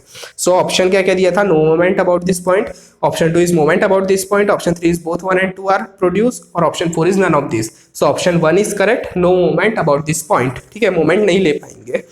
Next is question number 87। Parallelogram, ठीक है, parallelogram law of forces state that, फिर वही चीज आ गई, पैरेललोग्राम लॉ ऑफ फोर्सेस के ऊपर में सवाल है, ठीक है। तो आपको जितने भी लॉज है इसको स्किप नहीं करना है, पढ़ के जाना है सब। तो parallelogram law of forces state that if two forces acting simultaneously at a point, किसी पॉइंट में दो फोर्स, पैरेललोग्राम की बात हो रही है, सपोज ये एक पॉइंट है, इस पे अगर मान लो कोई दो फोर्स, सपोज ये एक फोर्स और ये एक फोर्स, ठीक है, ये सपोज P है, ये Q है। दो फोर्स अगर किसी एक पॉइंट के अबाउट अगर एक्ट हो रहे हैं simultaneously at a point, B represented in magnitude and direction by two adjacent side of parallelogram. ये कोई एक पैरेललोग्राम बना रहे हैं, सपोज दिस इज पैरेललोग्राम, ठीक है। उसके दो साइड क्या है, दो फोर्स को रिप्रेजेंट कर रहे हैं। There resultant may be represented in magnitude and direction bye, तो सिंपल सी चीज है, स्टेटमेंट था ये, है ना। पैरेललोग्राम जब पढ़ोगे तो आपको समझ में आएगा कि पैरेललोग्राम के दो साइड जो होते हैं, अगर वो दो फोर्स शो कर रहे हैं तो उसी पॉइंट पर से निकलने वाला रिजल्टेंट क्या कहलाएगा, उसी पॉइंट पर से निकलने वाला डायगोनल क्या कहलाएगा, उसका रिजल्टेंट कहलाएगा। मतलब P और Q का रिजल्टेंट दैट इज R क्या होगा, वहां से निकलने वाले डायगोनल को ही क्या कहेंगे, उसका रिजल्टेंट कहेंगे। तो वही चीज उसने डायरेक्ट पूछा है कि resultant may be represented in magnitude and direction by option 1 longer side of the other two side, नहीं। Shorter side of the other two side, ये भी नहीं। Diagonal of the parallelogram which passes through their point of intersection, ये दो force का जो point of intersection है इसमें से पास होने वाला डायगोनल ही रिजल्टेंट कहलाएगा। सो ऑप्शन 3 इज करेक्ट। ऑप्शन 4 क्या बोला था, diagonal of the parallelogram which does not pass through their point of intersection, तो ये भी गलत है। So option 3 is correct, diagonal of the parallelogram which passes through their point of intersection. Clear है यहाँ पे। नेक्स्ट क्वेश्चन क्या है, क्वेश्चन नंबर 88। क्या बोला है क्वेश्चन नंबर 88 में कि in friction force is termed as blank when sliding occur at the contacting surface. Simple सा फ्रिक्शन के ऊपर में सवाल है, ठीक है। आप देख रहे हो लेवल क्वेश्चन का, बहुत इजी है, बहुत बेसिक लेवल के क्वेश्चंस पूछता है। तो फ्रिक्शन में क्या बोल रहा है, friction force is termed as blank when sliding occurs at the contacting surface. Option 1 is kinetic friction force, second is kinematic friction force, third is static friction force, fourth is none of this. आपको पता है मैंने इसी video को start करने के time पे ही सबसे पहले जब मैं सब्जेक्ट का वेटेज समझा रहा था वहीं पे मैंने डिस्कस किया था कि kinetics is related to force study. उसके अंदर मैंने आपको बताया फ्रिक्शन जैसे टॉपिक जो आते हैं वो काइनेटिक्स के अंदर में आते हैं। तो वही चीज है, इसका आंसर यहीं पे मिल जाएगा आपको। ऑप्शन 1 क्या बोला, kinetic frictional force. Option 2 is kinematic frictional force. जी नहीं, जब दो सरफेस है, ठीक है, इनके बीच में फ्रिक्शन है, काइनेमेटिक कब कहलाएगा, जब दोनों मूव हो रहे हैं। लेकिन ये क्या है, ये रेस्ट पोजीशन में है, ये क्या है, मूव हो रही है बॉडी। सो फ्रिक्शन फोर्स को इसीलिए क्या कहा जाता है, काइनेटिक फ्रिक्शन फोर्स, ठीक है। So option 1 is correct. तो in friction force F termed as kinetic frictional force when sliding occur at the contacting surface. किसी भी कॉन्टैक्टिंग सरफेस के ऊपर जब स्लाइडिंग होती है तो उसे कहा जाता है काइनेटिक फ्रिक्शनल फोर्स। क्लियर है यहाँ पे। Next is question number 89। क्या है, the negative ratio of the relative velocity of two colliding bodies after and before collision. Direct सवाल है, इस पे कोई ज्यादा एक्सप्लेनेशन की जरूरत नहीं। किसका क्वेश्चन है ये, इंपल्स एंड मोमेंटम। किसके ऊपर है, कोएफिशिएंट ऑफ रेस्टिट्यूशन। क्या बोला है, the negative ratio of relative velocity of two colliding body after and before collision. Before collision is u1 and u2, after collision is v1 and v2। क्या बताया था, E equals to v2 minus v1 upon u1 minus u2, है ना। तो अगर ये चीज v1 minus v2 upon u1 minus u2 होती तो क्या कहलाता, पॉजिटिव, ठीक है। लेकिन यहाँ पे निगेटिव रेशियो बोला है उसने, that is v2 minus v1 upon u1 minus u2। तो ये क्या चीज है, E क्या होता है, कोएफिशिएंट ऑफ रेस्टिट्यूशन। ऑप्शन 1 क्या है, coefficient of restitution, 2 is coefficient of friction, 3 is elastic collision and fourth is inelastic collision. So option 1 is correct, coefficient of restitution. Next is question number 90। क्या बोल रहा है question number 90 में, an automobile of mass 1000 kg moving at a velocity of 54 kmph moves along a sag. This sag is a part of a circle of 15 meter radius. What is the reaction between the automobile and the road while traveling at the lowest part of the sag? Same वही question किस में आ गया है हमारा, circular motion के ऊपर में। ध्यान से समझेंगे क्या बोल रहा है, ठीक है, बहुत इंटरेस्टिंग क्वेश्चन है, ठीक है। क्या बोल रहा है यहाँ पे, an automobile of mass 1000 kg। Automobile का मास कितना बोला है उसने, 1000 kg। पहले से kg में दिया है, कन्वर्जन की जरूरत नहीं है। नेक्स्ट क्या आएगा यहाँ पे, moving at a velocity of 54 kmph। v कितना गिवन है, 54 kmph। काय में कन्वर्ट करेंगे, मीटर पर सेकंड में। क्यों करेंगे, क्योंकि हमारे ऑप्शंस जो है वो सब किलो न्यूटन में गिवन है, ठीक है। सो kmph से मीटर पर सेकंड में जाएंगे, जब भी बताया था क्या करना पड़ेगा, 5/18 से मल्टीप्लाई करना पड़ेगा। क्या हो गया, 54 × 5/18 क्या हो जाएगा आपका, 18 3 सा 54 3 5 सा 15 मीटर पर सेकेंड। नेक्स्ट इज r कितना गिवन है यहाँ पे, r इज नेक्स्ट क्या है, हाँ, this sag is a part of a circle of 15 metre radius. Radius कितना गिवन है, 15 मीटर। ऑलरेडी मीटर में है, चेंज करने की जरूरत नहीं है। This sag is a part of a circle of 15 meter radius. What is the reaction between automobile and road while traveling at the lowest part of the sag? अब आप बोलोगे कि क्वेश्चन तो हमारा वही आ गया सर्कुलर में, तो mv स्क्वायर बाय आर करेंगे, आंसर कैलकुलेट हो जाएगा। ऐसा नहीं है, ध्यान दो उसने क्या पूछा है यहाँ पे। What is the reaction between the automobile and the road while traveling at the lowest part of the sag? sag बोला है क्या है, देखो सिंपली क्या है, सपोज ये एक सैग है, ठीक है। सैग है मतलब क्या है, it is a part of a circle, ठीक है, ये सर्कल का centre. Lowest part of the सैग मतलब यहाँ पे है लोएस्ट पार्ट है, ठीक है, सैग का। यहाँ पे व्हीकल है, इस डायरेक्शन में क्या हो रहा है, वो मूव हो रहा है, वेलोसिटी जो है वो इस डायरेक्शन में आएगी अपनी, क्लियर है।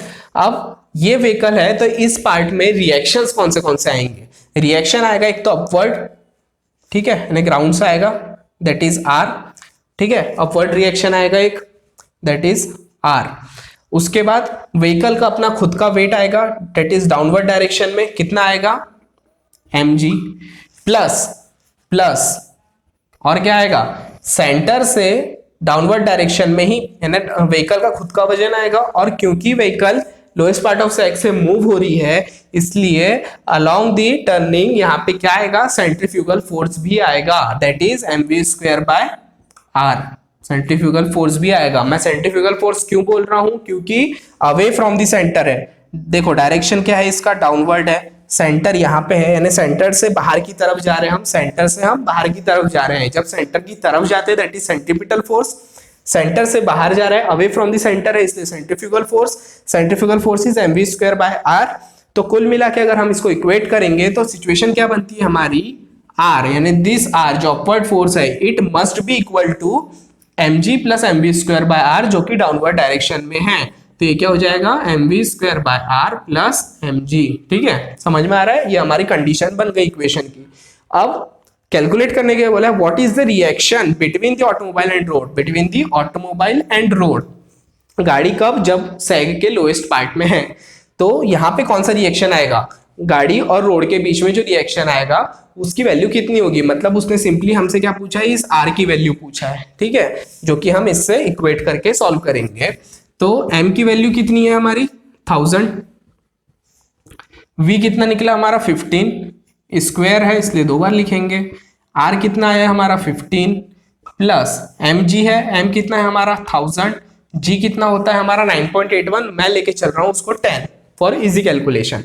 जब सॉल्व करोगे एक 15 से एक 15 cancel, 15 into 1000 is 15000 plus 10 into 1000 is 10000, 15000 plus 10000 is 25000। This is in newton, 1000 बोले तो न्यूटन में निकला है, ठीक है।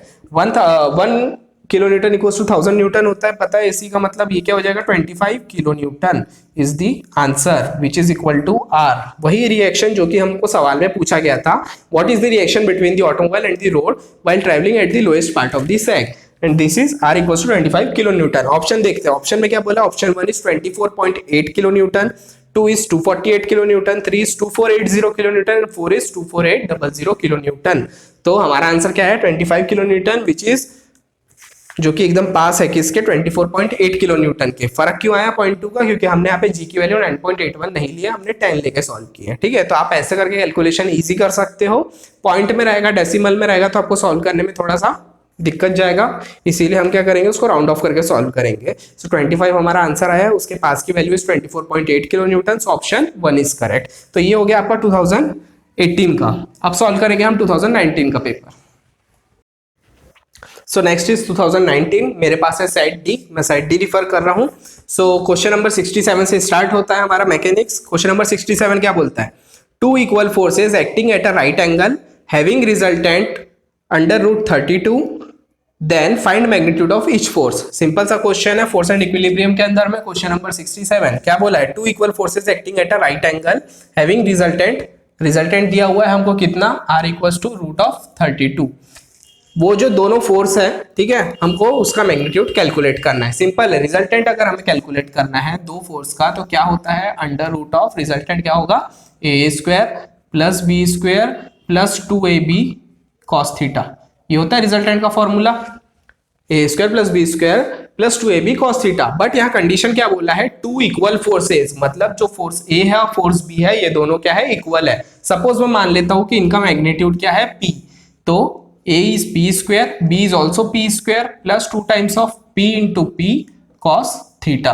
ठीक है, now at a right angle भी बोला है उसने, राइट एंगल बोला है मतलब थीटा की वैल्यू क्या गिवन है हमको, 90 डिग्री। अब 90 डिग्री बोला है, इसका मतलब cos थीटा यानी क्या हो जाएगा, cos 90 which is equals to 0। पता है ना cos 90 कितना होता है, 0। ये चीज मैंने पूरा जो ट्रिग्नोमेट्रिक टेबल है बहुत बेसिक होता है, काफी लोगों को इसमें कंफ्यूजन होती है। मैंने जो अपना ट्रस्ट वाला वीडियो पढ़ाया है उसके अंदर में सारे बेसिक्स इससे रिलेटेड मैंने सब उसमें कवर करा चुका है। ठीक है, तो एक बार आप उसको रिफर कर सकते हो अगर इस पर डाउट है तो ये क्या हो गया आपका cos 90 0, मतलब ये टर्म हो गई आपकी 0, क्योंकि ये 0 हुई है और ये दो टर्म क्या है उसके मल्टीप्लाई में है, इसीलिए ये पूरी टर्म जो होगी ये हो जाएगी आपकी इक्वल टू 0। ठीक है, cos थीटा यानी cos 90 equals to 0, therefore 2p into p into 0, 0 के साथ मल्टीप्लाई होने की वजह से पूरी टर्म हो जाएगी 0। तो रूट के अंदर क्या बचा, p square plus p square which is equals to 2 times of p square. ठीक है, हाँ, और रिजल्टेंट कितना था, under root of 32, under root of 32। तो रूट से रूट कैंसल, मैथमेटिक्स सिंपल है। तो ये क्या हो गया आपका 32 equals to 2 times of p square, 32 equals to 2 times of p square.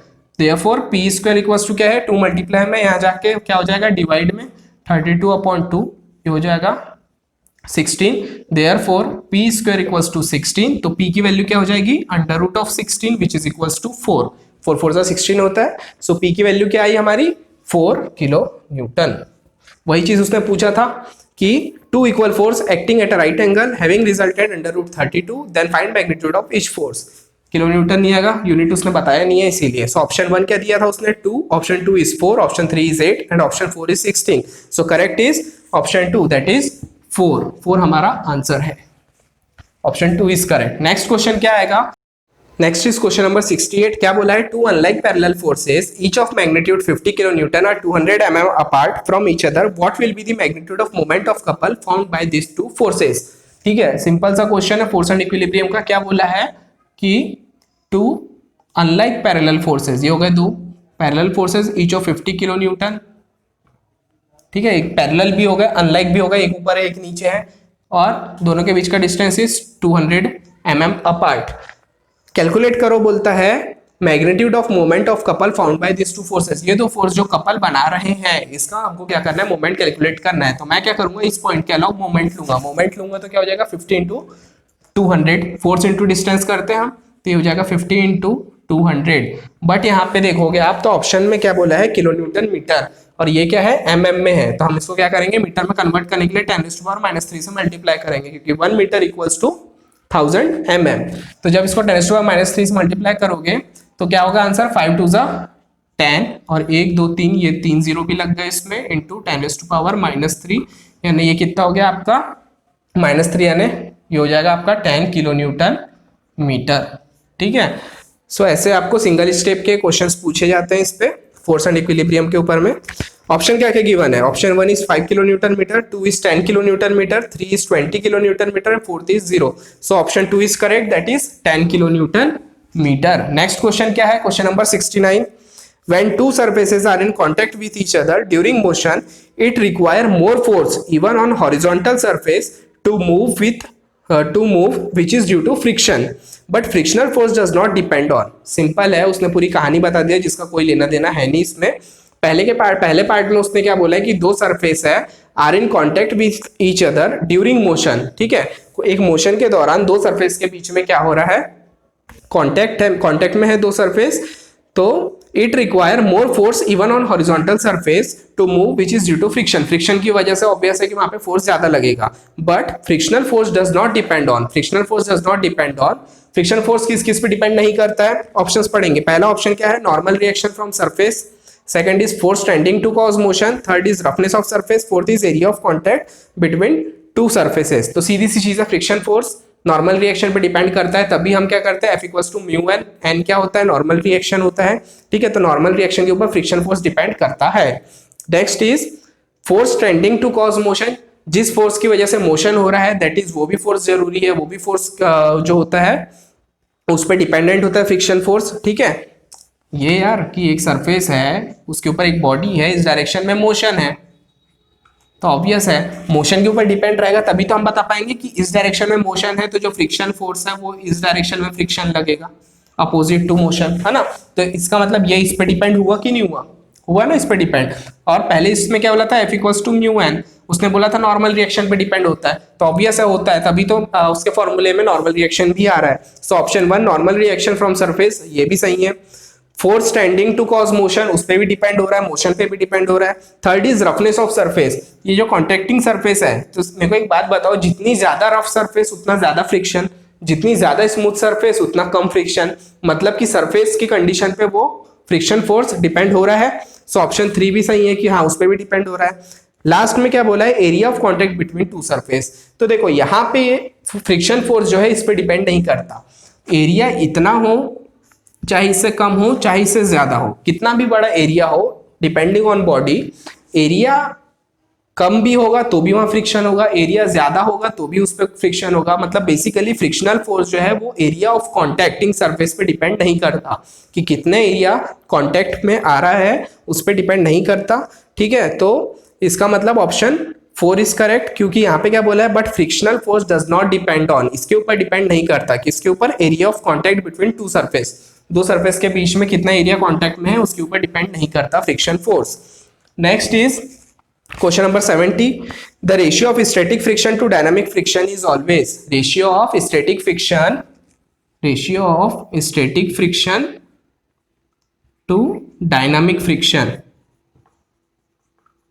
dynamic friction, ratio of static friction to dynamic friction is always, option 1 is equal to 1, option 2 is less than 1, option 3 is greater than 1, option 4 is none of the above। so देखो option 3 क्या है, greater than 1 is the correct answer. क्यों correct है greater than 1, क्योंकि हमेशा एक चीज ध्यान रखना कि जो स्टैटिक फ्रिक्शन होता है वो हमेशा ज्यादा होता है डायनामिक फ्रिक्शन से, ठीक है। स्टैटिक फ्रिक्शन जो है वो हमेशा ज्यादा होता है डायनामिक फ्रिक्शन से, ये चीज हमेशा ध्यान रखना। सो ऑब्वियस ही चीज है कि स्टैटिक फ्रिक्शन ज्यादा होता है, मतलब न्यूमरेटर की वैल्यू ज्यादा होती है, न्यूमरेटर की वैल्यू ज्यादा होती है, डिनोमिनेटर की कम होती है, इसका मतलब जब आप कभी भी सॉल्व करोगे तो आपकी वैल्यू 1 से ज्यादा ही आएगी। So option 3 is correct, that is greater than 1। Clear है। Next is question number 71, what is the moment of inertia of quarter circle with respect to X axis, moment of inertia का सवाल आ गया, which is passing through the centre of circle whose radius is 20 mm। क्या बोला है, what is the moment of inertia of quarter circle. तो सबसे पहले तो बताओ moment of inertia of circle क्या होता है, क्वेश्चन नंबर 78, ठीक है। Moment of inertia of quarter circle बोला है, तो moment of inertia of circle क्या होता है, π/64 d का पावर 4 होता है, π/64 d का power 4 is the moment of inertia of circle.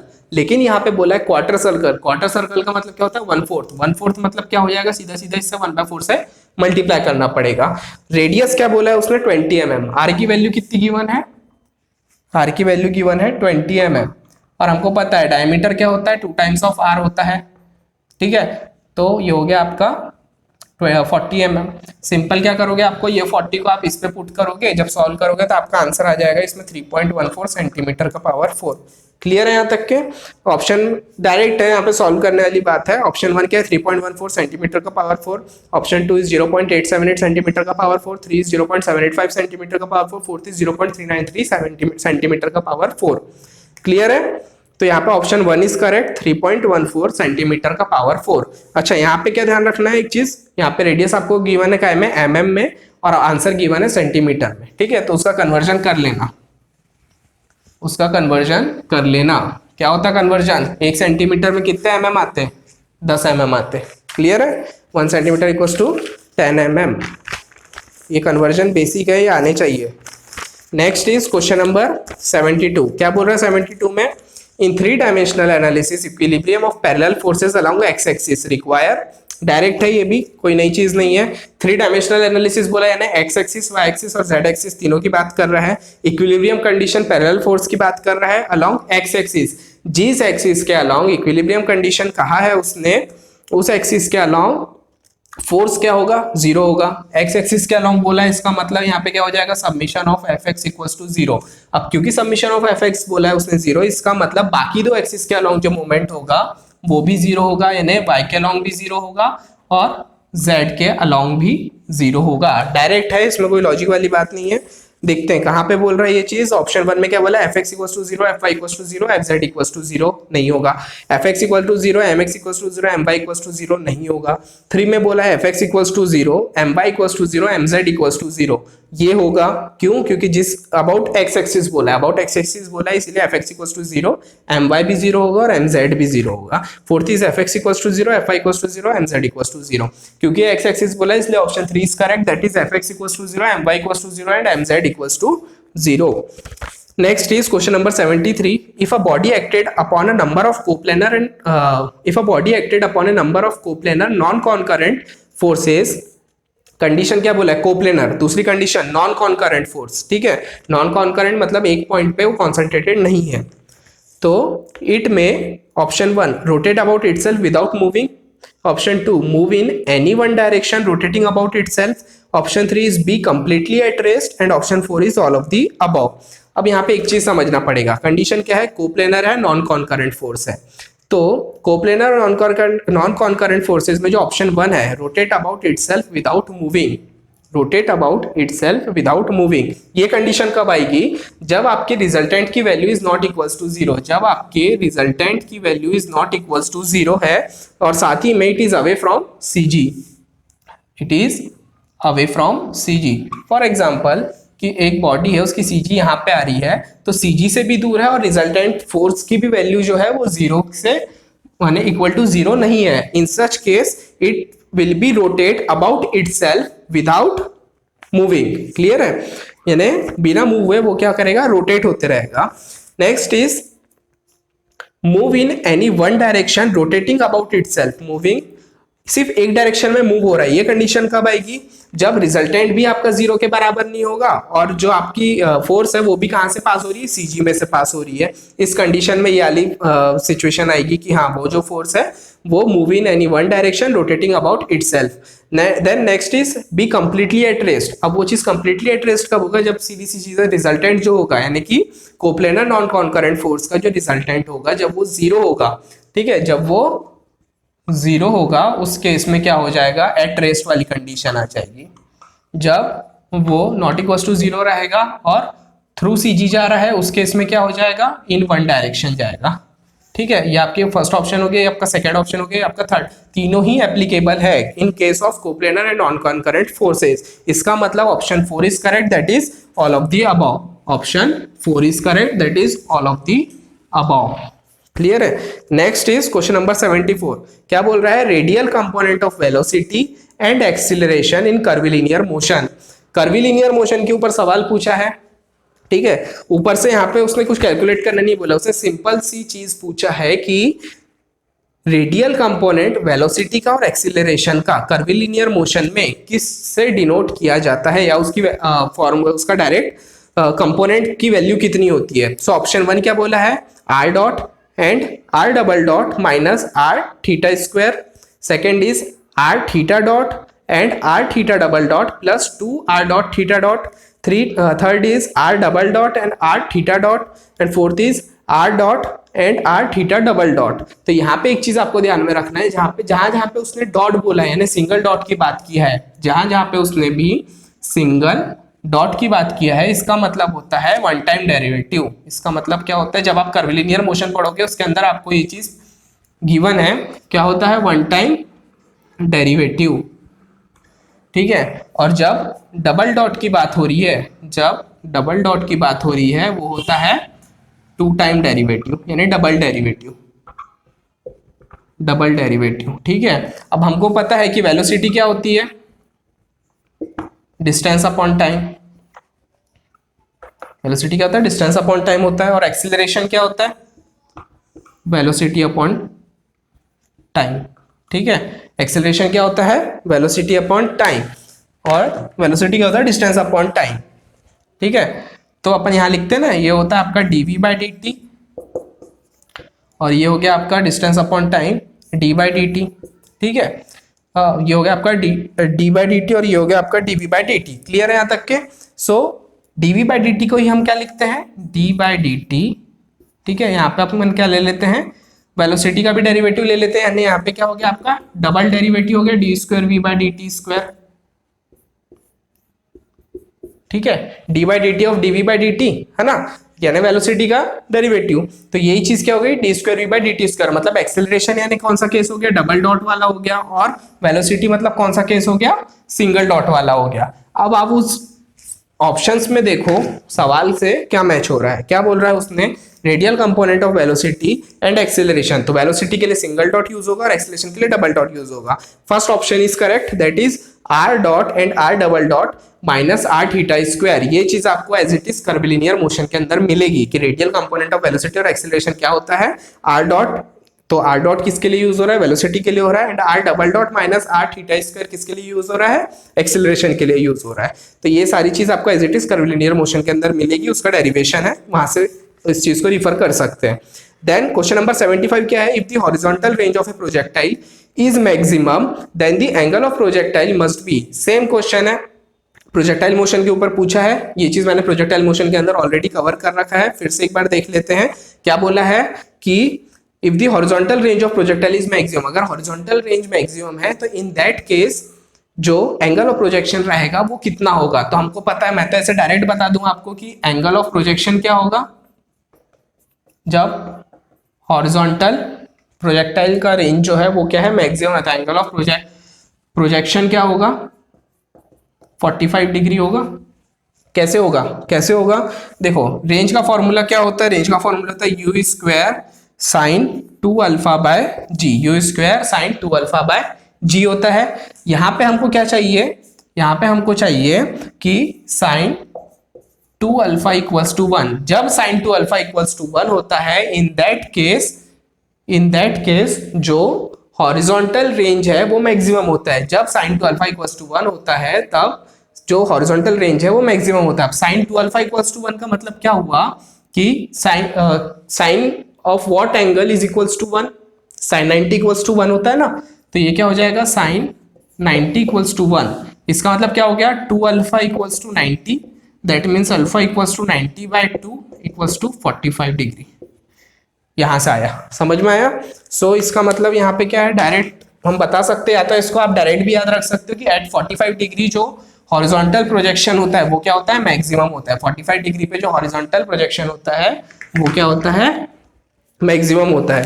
Option 1 क्या, 90 degree, 2 is 75 degree, 3 is 45 degree and 4th is 30 degree. So option 3 is correct, that is 45 degree. Next is question number 76। क्या बोला है उसने, statement दिया है, the rate of change of momentum is directly proportional to the impressed force and takes place in same direction in which the force act.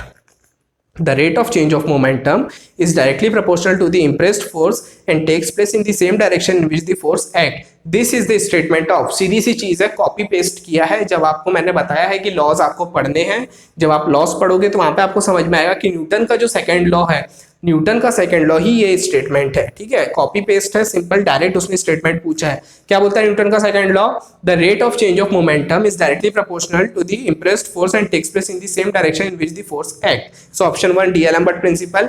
डीएलएम्बर्ट principle is based on Newton second law. ठीक है, डीएलएम्बर्ट principal किसके ऊपर based है, Newton के second law के ऊपर में, but ये एग्जैक्टली स्टेटमेंट किस चीज का है, न्यूटन के सेकंड लॉ का है। ठीक है, so option 3 is correct, Newton second law. Now next is question number 77। क्या बोल रहा है 77 में कि ball A of mass 1 kg moving with velocity of 2 metre पर सेकेंड। मतलब क्वेश्चन किसका हो गया, इंपल्स एंड मोमेंटम। क्या बोल रहा है कि बॉल ए है, उसका मास है 1 kg। ठीक है, सॉल्व करते हुए चलेंगे अपन। क्या बोला है उसने, m1 1 kg moving with a velocity of 2 metre पर सेकेंड। u1 कितना है, 2 मीटर पर second. Strike directly on a ball of mass 2 kg। दूसरा बॉल जो है जिसके साथ वो स्ट्राइक हुआ है उसका मास कितना है, 2 kg। ठीक है, और उसकी कंडीशन क्या बोला है, रेस्ट कंडीशन में है। ठीक है, strikes directly on a ball of mass 2 kg rest, मतलब उसका वेलोसिटी क्या होगा, 0 होगा। What are the velocity of the two ball after impact.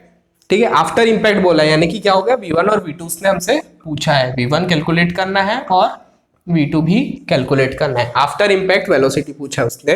तो what are the velocity of the two ball after impact if coefficient of restitution is 0.5।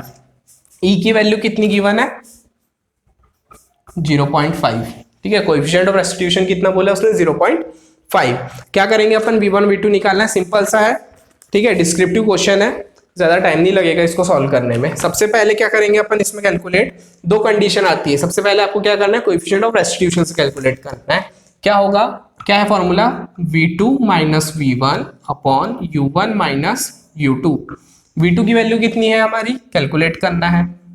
v1 की value क्या होगी हमारी, कैलकुलेट करना है, अपॉन u1 की वैल्यू कितनी है हमारी 2, u2 की वैल्यू कितनी है 0, e की वैल्यू कितनी है हमारी 0.5। समझ में आ रहा है, 2 माइनस 0 इज 2, ये 2 यहां चलेगा तो 0.5 इंटू 2, ठीक है, यानी क्या हो जाएगा ये v2 minus v1 equals to 0.5 into 2, और 0.5 इंटू 2 कितना होता है, 2 का आधा इज 1, ठीक है, यही क्या होता है हमारा 1। तो v2 minus v1 is equals to 1, ये बन गई हमारी पहली इक्वेशन, ये बन गई हमारी पहली इक्वेशन। सेकंड चीज क्या अप्लाई करेंगे, law of conservation of momentum. क्या होता है law of conservation of momentum, कि momentum before impact is equals to momentum after impact, total momentum before impact is equals to total momentum after impact. मतलब क्या हुआ इसका, m1 u1 plus m2 u2 is equals to m1 v1 plus m2 v2। क्या है ये, law of conservation of momentum. Simply क्या करना है, वैल्यू पुट करना है। m1 की वैल्यू कितनी है 1, u1 की वैल्यू कितनी है 2, ठीक है, प्लस m2 की वैल्यू कितनी है 2, u2 की वैल्यू है 0, इज इक्वल्स टू m1 की वैल्यू कितनी है 1, v1 हमको कैलकुलेट करना है, प्लस m2 की वैल्यू कितनी है 2, v2 भी हमें कैलकुलेट करना है। 1 into 2 is 2, plus 2 into 0 is 0, is equals to 1 into v1 is v1, plus 2 into v2 is 2 times of v2। 2 plus 0 is equals to, ये हो गया आपका 2, और ये हो गया v1 plus 2 times of v2। ये हो गई आपकी इक्वेशन नंबर 2, ठीक है, इक्वेशन नंबर 2 मिल गई, इक्वेशन नंबर 1 मिल गई। दोनों को क्या करेंगे हम, साइमल्टेनियसली सॉल्व करेंगे। साइमल्टेनियस इक्वेशन से सॉल्व करने का मतलब क्या होता है आपका, कि v2 minus v1 is equals to 1, पहली इक्वेशन। दूसरी इक्वेशन क्या है, v1 plus 2 times of v2 है, मैं उसको रीअरेंज करके लिख रहा हूं 2 टाइम्स ऑफ v2, ये जो टर्म है प्लस 2v2 को मैंने वैसे ही लिखा हूं। v1 का भी साइन क्या है, plus v1 is equals to 2, ठीक है, वही इक्वेशन को मैंने रीअरेंज करके लिखा है। दोनों को प्लस करूंगा क्या हो जाएगा, 2 plus 1 is 3, minus v1 plus v1 एक दूसरे से कैंसिल हो जाएंगे, v2 plus 2v2 is 3 times of v2, therefore v2 is equals to 3 से 3 कैंसिल, यानी कि v2 इक्वल्स टू क्या हो गया हमारा 1, ये 3 को यहाँ लेके गया, 3 से 3 कैंसिल इज 1, v2 की वैल्यू 1 आई, ये 1 को मैं यहाँ पे पुट करूंगा तो क्या हो जाएगा 1 माइनस v1 इज, या फिर किसी भी इक्वेशन में रखो, इस इक्वेशन में रखो, इसमें रखो, एक ही बात है, मैंने इस इक्वेशन में रखा हूं। क्या है v2 की वैल्यू 1, तो v2 की जगह मैंने 1 माइनस v1 इक्वल्स टू 1 हो जाएगा, 1 माइनस v1 इक्वल्स टू 1, तो ये हो गया आपका minus v1 equals to, plus v1 इधर जाके हो गया आपका माइनस v1, देयरफॉर ये क्या हो जाएगा v1 इक्वल्स टू 0। v1 की वैल्यू क्या आ जाएगी आपकी 0 मीटर पर सेकेंड, मीटर पर सेकेंड। अब देखेंगे ऑप्शन क्या बोल रहा है।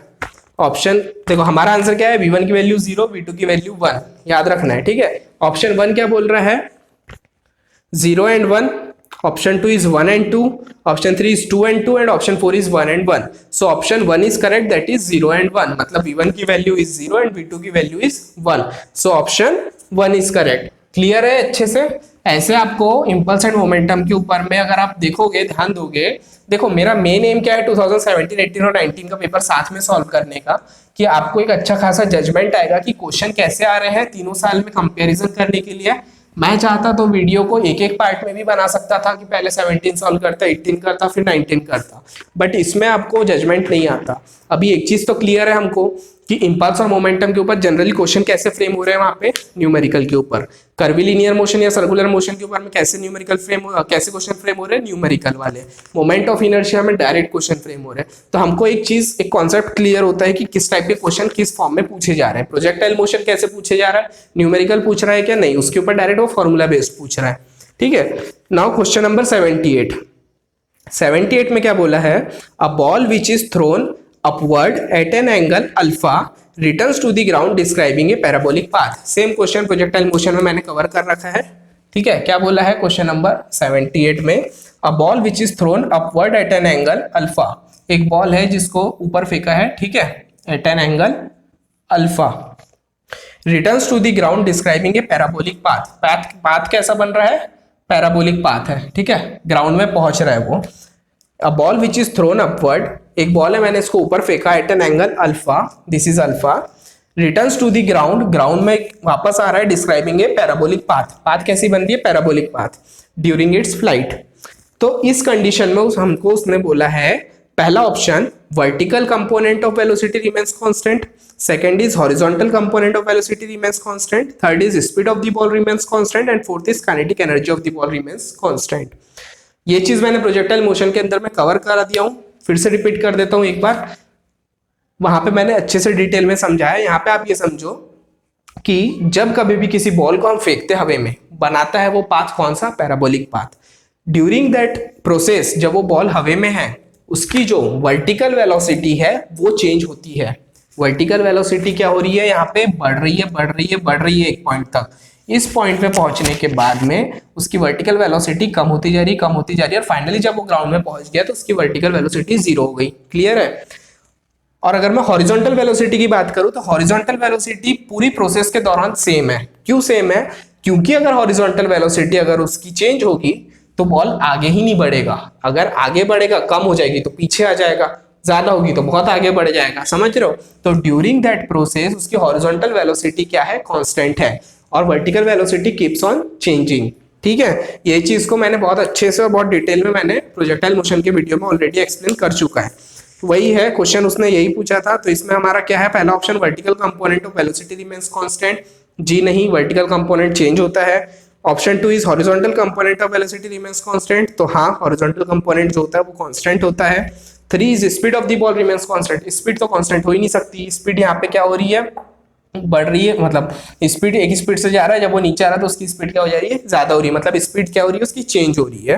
Next is kinetic energy of the body remains constant, अब ऑब्वियस चीज है, वी चेंज हो रहा है तो इसका मतलब काइनेटिक एनर्जी भी चेंज होगी, स्पीड चेंज हो रही है तो काइनेटिक एनर्जी भी क्या होगी, चेंज होगी। नेक्स्ट इज क्वेश्चन नंबर 79, क्या बोलता है क्वेश्चन नंबर 79,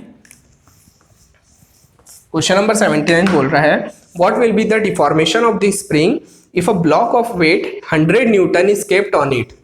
सिंपल सा क्वेश्चन है, हर बार लॉजिक नहीं लगाना है, सिंपल सा है। देखो अगर आपको कुछ नहीं पता कि ये क्वेश्चन कहाँ का है, किस टॉपिक पर से है, सिंपल ध्यान रखना, ऑप्शन की यूनिट क्या है, क्वेश्चन में जो वैल्यू है उनकी यूनिट क्या है। कई न्यूमेरिकल आपके ऐसे ही सॉल्व हो जाएंगे, जैसे कि ये वाला क्या बोल रहा है, what will be the deformation of the spring if a block of weight 100 newton is kept on it, take stiffness of the spring, कितना बोला है उसने, स्टिफनेस कितना लेना है,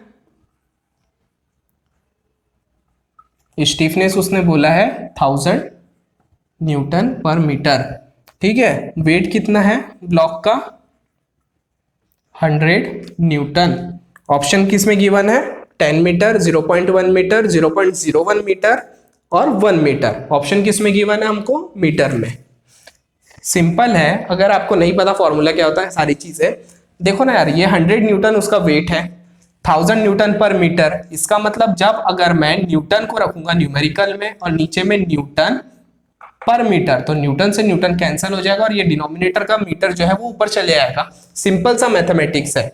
मतलब मैं क्या कर रहा हूं, यहाँ पे वेट है 100 न्यूटन, 100 अपॉन 1000 न्यूटन पर मीटर, 0 0 0 0 1/10 क्या होता है 0.1 यूनिट मीटर। क्यों आएंगी, क्योंकि न्यूटन से न्यूटन कैंसिल हो गया और नीचे डिनोमिनेटर में क्या था, न्यूटन बाय मीटर, तो बाय मीटर जो था वो ऊपर आ गया आपका कैंसिल होने के बाद में। मैथमेटिक्स से सिंपल यहाँ पे, सो 0.1 मीटर इज द आंसर। और वैसे भी नहीं, अगर आपको कॉन्सेप्ट समझना है तो सिंपल उसने क्या पूछा है, डिफॉर्मेशन ऑफ स्प्रिंग पूछा है। डिफॉर्मेशन ऑफ स्प्रिंग कब, जब एक ब्लॉक जिसका वजन है 100 न्यूटन का उसके ऊपर रख दिया गया है, किसके ऊपर, स्प्रिंग के ऊपर। तो डिफॉर्मेशन का फॉर्मूला सिंपल सा आपको पता है, ये क्या हो जाएगा, स्टिफनेस अपॉन वेट, ठीक है, यानी फोर्स। तो ये होता है आपका डिफॉर्मेशन का formula. Next is question number 80, क्या बोला है, if u1 and u2 are the velocity of two moving body. क्या है ये, वापस से आ गए हम impulse and momentum. If u1 and u2 are the velocity of two moving body, यानी कि क्या हो गई उसकी वो वेलोसिटी, कौन सी, initial velocity, in the same direction before impact है इसीलिए उसकी इनिशियल वेलोसिटी कहलाएगी। v1 v2 जो है are the velocity after impact है इसलिए उसकी फाइनल वेलोसिटी कहलाएगी। ठीक है, then coefficient of restitution is given by, direct उसने कोएफिशिएंट ऑफ रेस्टिट्यूशन का फॉर्मूला पूछा है, पता है हमको क्या है, जब इसे देख रहे हैं हम v2 minus v1 upon u1 minus u2। ठीक है ना, E इक्वल्स टू क्या है v2 minus v1 upon u1 minus u2, यानी velocity of separation upon velocity of approach क्या होता है, कोएफिशिएंट ऑफ रेस्टिट्यूशन। सो देखते हैं ऑप्शन क्या है। Option 1 is v1 minus v2 upon u1 minus u2, नहीं। Option 2 is v2 minus v1 upon u1 minus u2, बिल्कुल हाँ। 3 और 4 देखने की जरूरत नहीं है क्योंकि हमारा ऑप्शन 2 इज करेक्ट। सो ये था आपका 2017, 18, 19 के सारे 14 क्वेश्चंस का डिटेल एक्सप्लेनेशन। आई होप कि आपको ये एक्सप्लेनेशन भी क्लियर हुआ होगा, कॉन्सेप्ट भी क्लियर हुआ होगा, सब्जेक्ट का वेटेज, सब्जेक्ट का एनालिसिस जो हमने हमारे स्टार्टिंग में देखा वो भी क्लियर हुआ होगा, और अब आपके सारे कॉन्सेप्ट्स अच्छे से क्लियर हो गए होंगे और आपकी प्रिपरेशन तो चल ही रही है। सो ये वीडियो काफी हेल्पफुल होगा आप लोगों के लिए, ठीक है, मैकेनिक्स के पॉइंट ऑफ व्यू से समझने के लिए। सो आई होप कि आपको ये वीडियो पसंद आया होगा। अगर आपको ये वीडियो पसंद आया है सो इस वीडियो को लाइक कीजिए, शेयर कीजिए और मुझे कमेंट करके जरूर बताइए कि वीडियो आपको कैसा लगा है। और अगर आपने इस चैनल को अभी तक सब्सक्राइब नहीं किया तो सब्सक्राइब कर लीजिए, क्योंकि हमारी जो सीरीज चल रही थी कंस्ट्रक्शन प्लानिंग एंड मैनेजमेंट की, ठीक है, जिसको हम कंटिन्यू फॉलो कर रहे थे, उस सीरीज के बीच में मैंने एक मैकेनिक्स का टेस्ट पेपर डाला जरूर है, बट उस सीरीज को भी हम पैरेलल में फिनिश करेंगे। उसके साथ हम मेंस के भी सब्जेक्ट को लेते हुए चलेंगे और प्रीलिम्स के भी सब्जेक्ट्स को लेते हुए चलेंगे। सो बने रहिए हमारे चैनल में, मिलते हैं नेक्स्ट वीडियो में, तब तक के लिए गुड बाय।